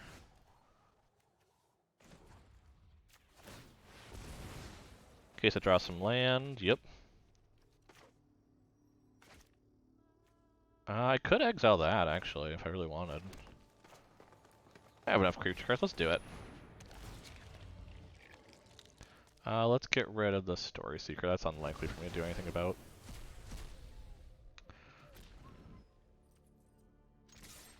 Let's just start killing them. That's a good way to do it. I just get a treasure token and... Hell, I could actually use that treasure token, switch this over to there, using the treasure token, which then allows me to block very easily on whatever they might have with Hasty Bros or anything. And I can just keep switching it back and forth. Like, this allows for 2 really good blocks then. Oh, Tybalt! What are they gonna exile? Oh, they don't do the Raptor. Yeah, that's not that smart.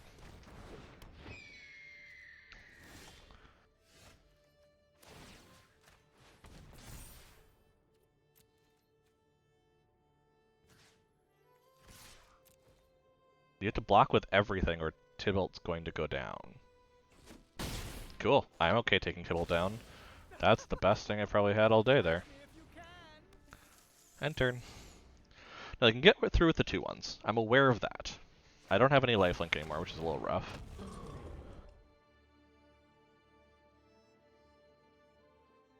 I mean, do you have a way to kill that? Oh, gotcha. I see. I mean, if you can't attack for the 2-1 then, because I'm just gonna block with the Knotfold Recluse, and not lose 2.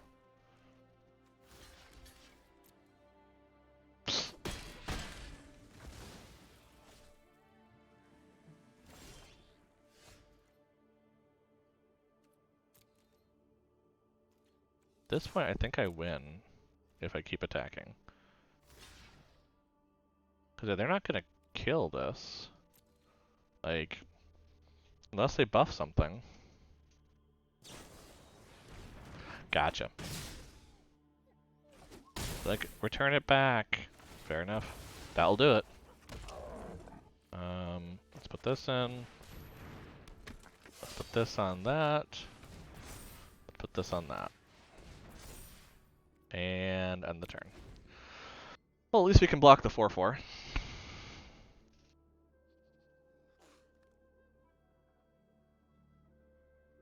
We just need to stop drawing lands now, basically. Okay, block that. It's gonna give us a 1/1, so it's not the end of the world.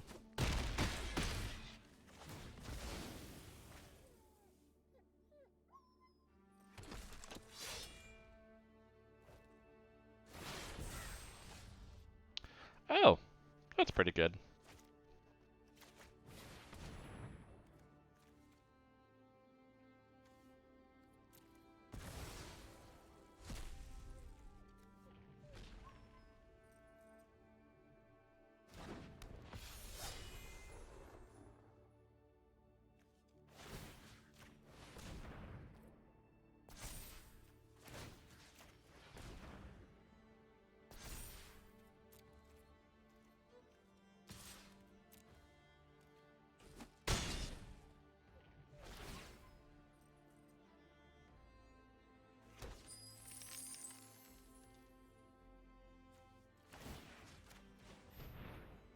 Earth keeps switching it back and forth. We got the mana for it.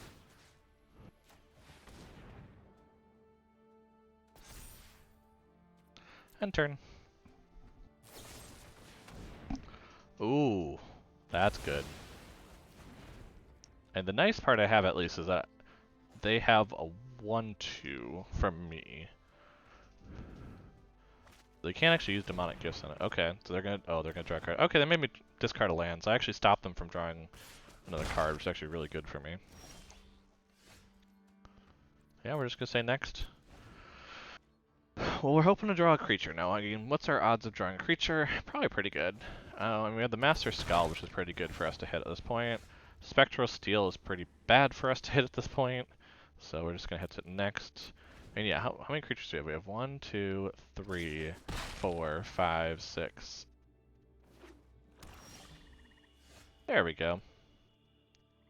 Well, it's not gonna be the best thing, but we're gonna do it. No target aura or equipment. Yeah, I'd be able to get something back if I do this, so might as well put it on there.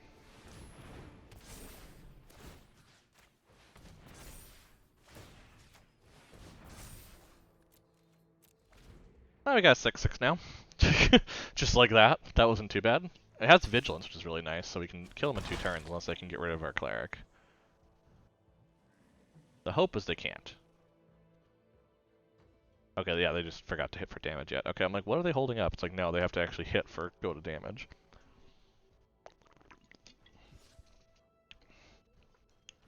I mean, the nice part is we have an ability.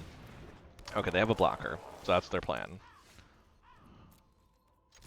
I mean, it has vigilance, so it's a nice part. So if they don't actually block with the effigy, then they're just wasting their card. Oh, wow. Yeah. I guess it's trample, now that I think of it, so. Yeah. End turn. So unless I can buff the raptor or deal damage to me directly, I will win. Well, no, actually, they could double block next turn. It won't kill my thing, but it will keep them alive. So if they attack with the raptor, they either have something or they're not paying attention. Yeah, okay, cool, cool, cool. Okay, let's play Arctic Treeline. But yeah, they have to double block here. Let's do the flyer first. We still hit them, so they're still down to 1. We have a 6/6 vigilance. We get a treasure token. Not that it really makes a difference at this point, but we have treasure tokens. Yeah, they didn't draw something. Oh, we somehow got out. We won 3 games. Holy crap. Well then. Okay, and well, we have time probably for one more. I think. I mean, we're actually winning, which is crazy. Yeah, see, we got to the 1,000 gems. This is usually where it says to break even, is to get to the 3 wins. Because if we get to the 3 wins, you can see the jump is 70 or 750 gems. Yeah, you don't get an extra pack, but yeah, you get 750 more gems, which, like I said, basically what Mastery Pass. Yeah, if you pay the $20 one for 3,400, so I mean you're looking at, and oh wait, no, that's more like $10 then, isn't it? I think. Wait, let me see what that is. 1,000 is pretty good. Yeah, yeah, you're basically paying, as you get up here, probably $10 is the idea for it. Because yeah, it's 2,000 here if you do like the 100, but in general, when you're going about here, it's probably 1,000 or so, or about $10 in general. Because yeah, $10 that would be 1,700. Wait, no, that'd be 1,700 then. I'm bad at math. I am. Oof. I'm bad at math. So yeah, but in general, it's like $5 to $10. So it's like it's worth it to get to that point. But the other reason is just it's for a draft. It is 1,500 gems. So the idea is that you got 5 packs and 100 gems, which packs generally, I believe, are when you actually purchase them in the store are supposed to be 200 actually. Yeah, you get them for like 200 each. So that's why this is considered getting to that point is worth it because you're technically getting about 2,000 gems worth of value from it. Now, I mean, obviously getting up here gets even better because you get another pack, you get 400 more, but yeah. So let's see if we can get there.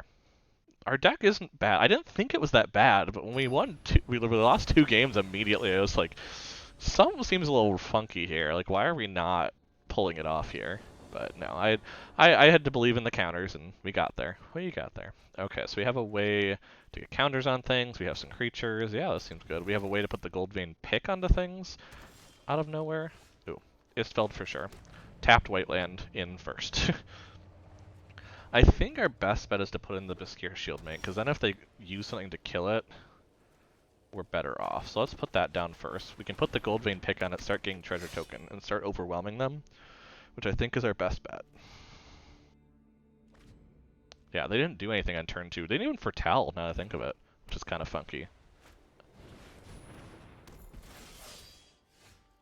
Might just be better to put a counter on it and go that route.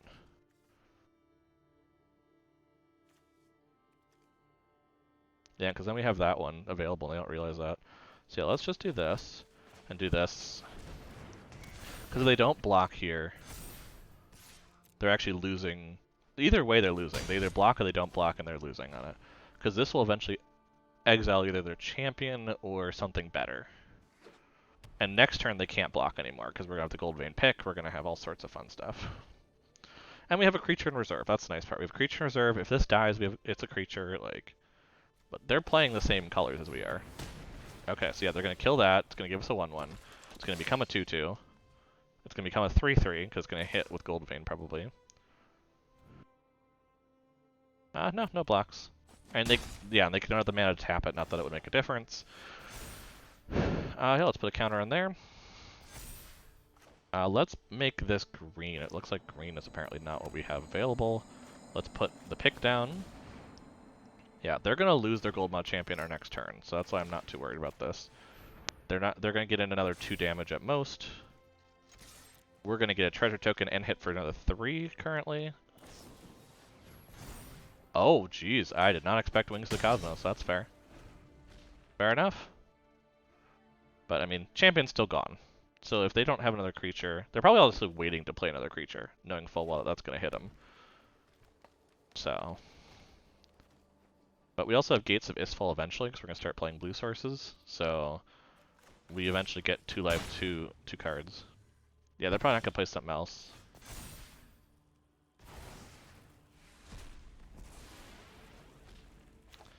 We're going to play another white source, probably. Play out Story Seeker. Play out Fall the Imposter. Make a 3/3. A 3/3 that becomes a 5/5 next turn with lifelink. That seems good. Nice part is next turn then we can do Istfall without worrying. If we really want. Yeah, this becomes a 5/5, so if they want to block with the... Oh, wow.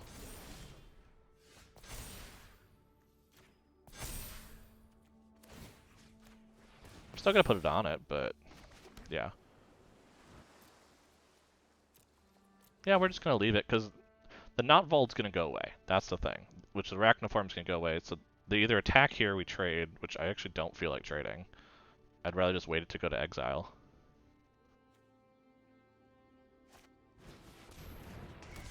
Oh yeah, because that's not good for them at all. Oh, no, I'm not blocking that. If I'm just gonna be able to get rid of your 6/4, hell yeah. Bye.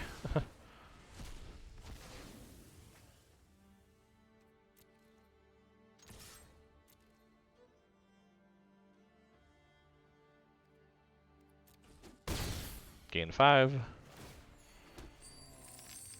Play this. I think we just play this out.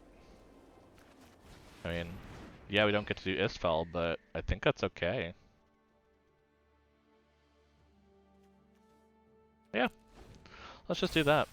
Because they're only making 1/1s right now. So, it's not the end of the world for me, for sure. Probably should have switched Goldvein over, but... Spectral Steel, fair. No, I'm good not blocking. I don't know why you think I'm going to. Cool. So we're gonna swap this over to here. We're gonna put Spectral Steel on here.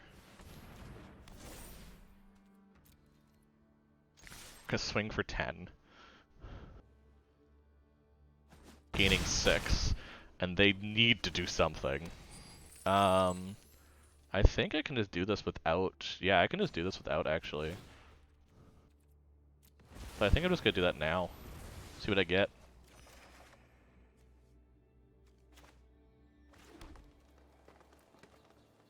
Yeah, and I'm good. I don't think they can do 20 damage to me, I'll put it that way. Currently they have 4 on the board to hit me with. They have a card. I think I still win, because, yeah, they only have they don't have a flyer. So Augury Raven officially comes through for the win again. Well, that was a quick game. Fair enough. I'll take that. I'll take that any day. We're kind of actually running towards silver right now, which is not what I expected to be happening, but apparently counters are good. Counters are good in this one. Actually, flyers, counters, all sorts of things like that. Okay, what do we get? Watcher of the Spheres. This is actually probably good, because there's a lot of flying mechanics in... There's a lot of flying mechanics in Kaldheim, so this is actually probably a pretty good card to be investing in. I expect there's going to be a flyer archetype. And this is just a very good way to do really well with that.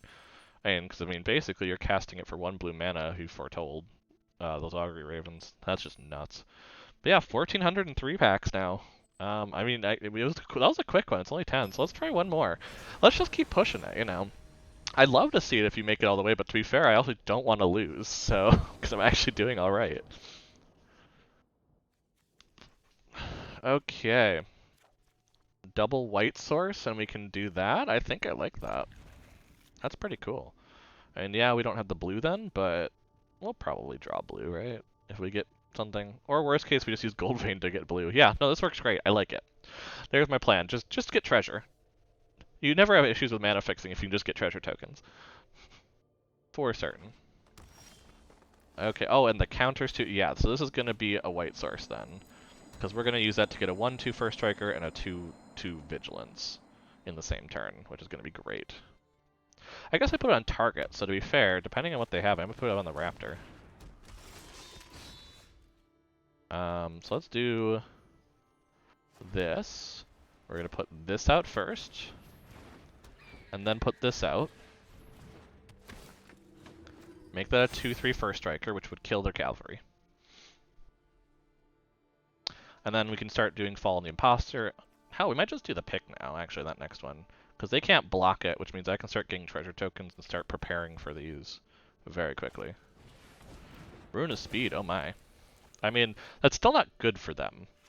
I'm not losing it, right? That's still really bad because I have first strike. So it's really just draw a card. Unless I'm missing something, but... I might actually put Valor the Worthy on the spell. Yeah, the code spell. Because that way...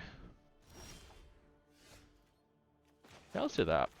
Because then I can start attacking.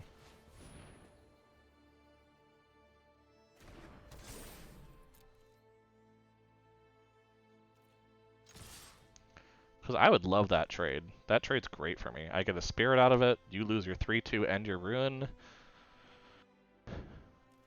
But if they don't block, I also just can block later, so it's actually still really good for me. I don't think I want to put all my creatures out yet, so I'm going to put out the Gold Vein. Because that's going to prep it for a quick changeover next turn onto the Raptor. But... Or onto the Spirit, you know, I might just spread out the wealth. Because if I draw a land, I can do that and put down Fall of the Imposter. Calamity Bear, what's that? The giant source you would control would deal damage. It deals double. Holy... I guess I'm taking 6. Jeez. That's rough. Cool. What that allows me to do is that allows me to do this. Putting the counter on this. And then put this onto here. And then attack. Getting it down to 6. Or down to 10. Getting a treasure. And ending turn. Because if this dies, I'm not actually as sad. Because I can just put stuff on the Battlefield Raptor. I'm not losing much there. And it kills the Calamity Bearer then. So that's what I'm trying to do. Okay, so they're going to put it on there? That seems like a choice. Oh, because they're going to do that. That's why. Gotcha. Honestly, I might just start blocking the Calamity Bearer here. And start attacking with the Battlefield Raptor.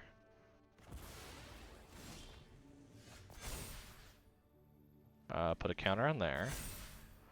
I have the Masked Vandal. I have something in there, so I could exile their Trample.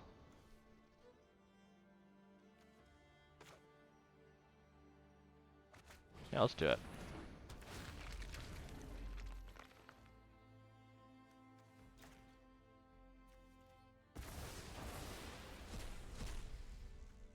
And that allows me to play... Ooh, what does that allow me to do? That allows me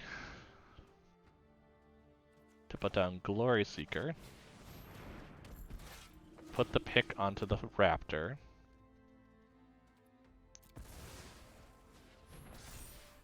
And attack and get another one. And end the turn. Because I think I then have a way... They're going to lose their Calamity Bearer next turn, because I'm going to get rid of it. So if I can just block well... Like, I'm okay if these dying at this point. Because I'm going to gain some life. They're only going to have the Cavalry left, is the idea. Yeah, this is great, because they're just going to lose the Calamity Bearer on my turn then. And I'm just going to get things.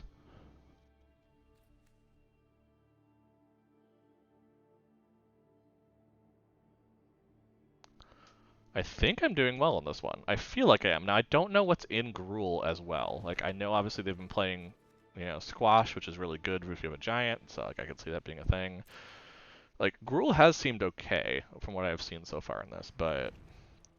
I mean, are you going to kill my Raptor? Yeah, you're just going to squash my Raptor, which is fair. I expected that, but at the same time, your Calamity Bear is just gone. So...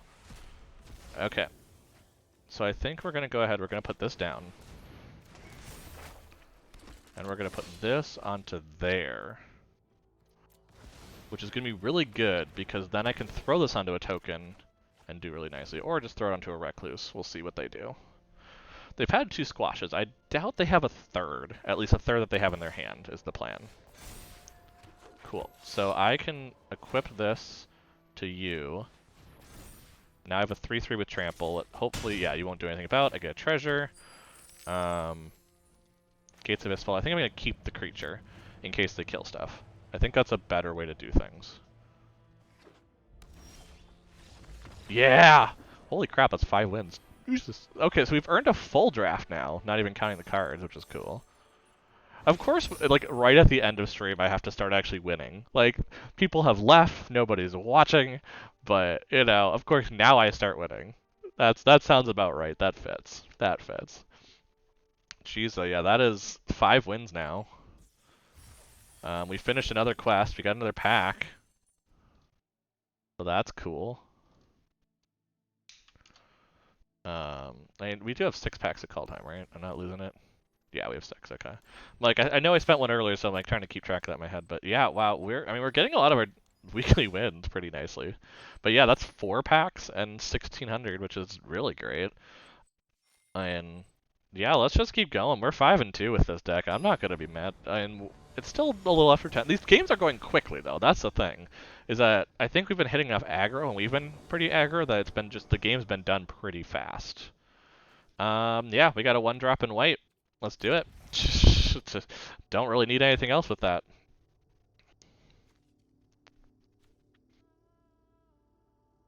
The fact that the Ruined Crown can also grab it from the graveyard is pretty crazy.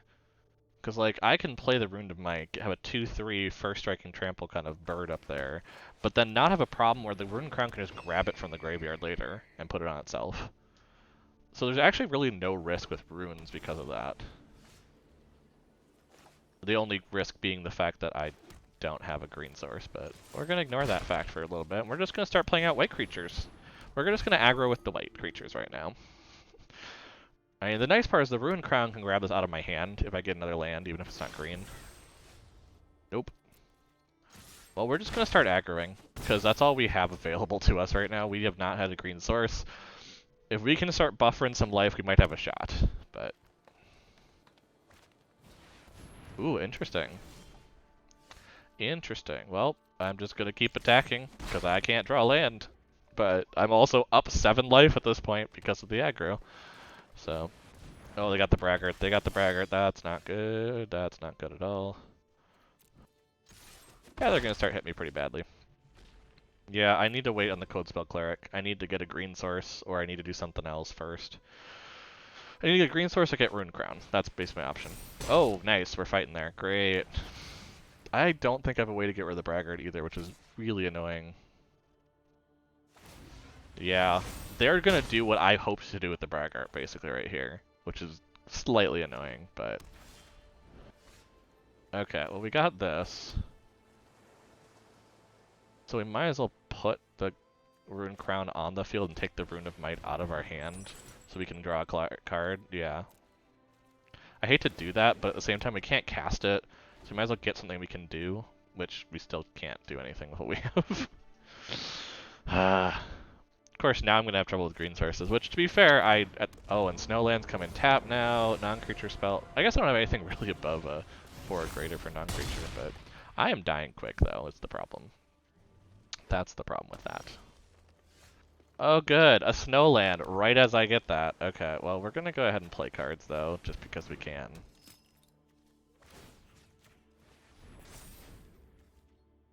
Yeah, we're so dead at this point. I might as well just concede. We're about to take 9 damage. Like, I had a good run. I had a fine run. I'm not gonna push it past that. That showed me everything of what I was like. Nope, your deck's not good enough to make it to 6 wins. But hey, I'll take the 5 and 3. That's not bad at all. So what does that get us? That gets us 1,600 gems. So we actually did pretty well overall. We averaged, what, 850 out of the 2? Which, I mean, we didn't pay gems for these, so that's actually even better. And we got 5 packs out of it, which is pretty good. So, cool. I'll take it. But that's going to kind of wrap up tonight. It's a good final stopping point. I don't want to put any more juju, good or bad in, because who knows what's going to happen. But no, that's really good. Again, we buffered some gem totals, which is good, because honestly, we want to be doing that, so we feel more comfortable getting the Mastery Pass. That's the thing. So that's why that's nice.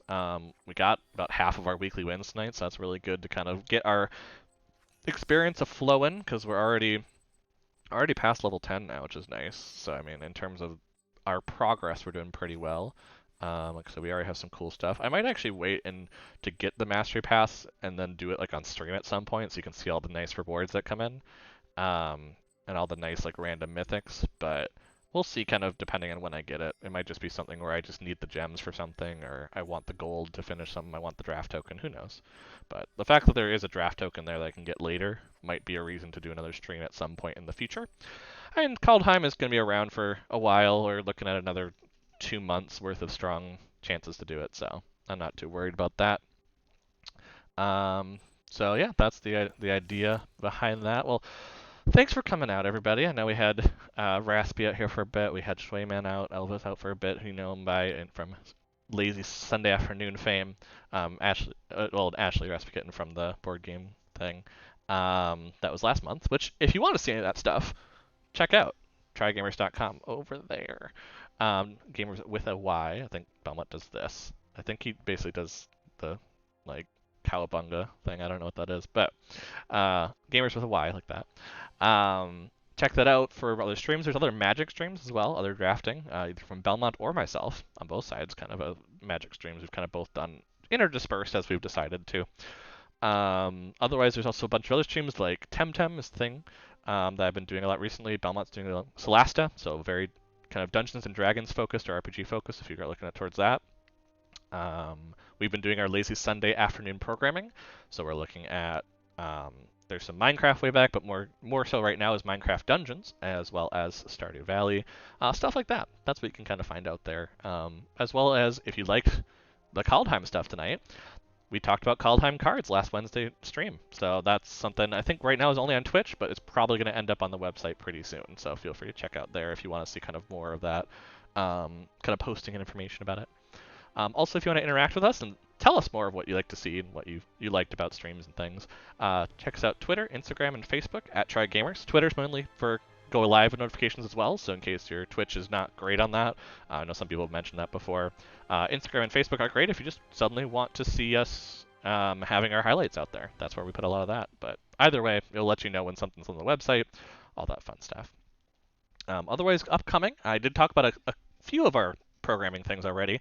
The plan tomorrow night is to have Belmont streaming Solasta. However, he is also having some dental stuff done, so if he's not feeling up to it, that will go to Thursday. So just so you know, don't commit to it for sure being tomorrow night, but the plan is for it to show up tomorrow night. Wednesday night is Temtem. So if you came tonight or you were checking out the Monday stream later, not live, and like, wait, this isn't Temtem.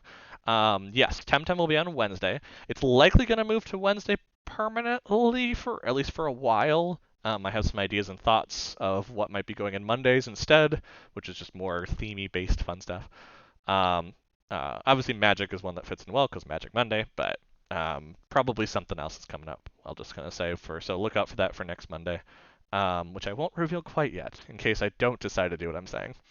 But then we also have Lazy Sunday Afternoon, which is our programming there on Sunday afternoons instead of evenings. That is going to be Minecraft Dungeons this week is the plan. So some more of the DLC, as well as probably hopefully prepping for the boss. We kind of had an issue last time, but we've taken a little bit of time to prep, so maybe we're better off for it, and we'll kind of go that direction.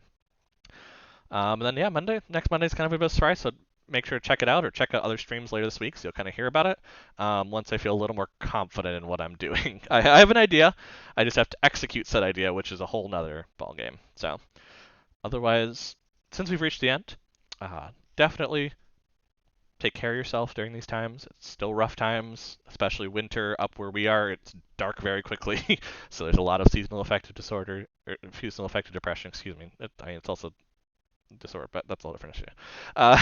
But definitely take care of yourself. Whatever way you can around this time. Be nice. Doesn't cost anything, and people are probably going through some crap stuff. Um, and yeah, just check up on people. I like to also call this Mental Health Monday because that's when I start talking about like how things are rough. So definitely, make sure to switch things around, take care of yourself, take your time, and we will see you all very soon. Thanks for coming out and have a good night, everybody.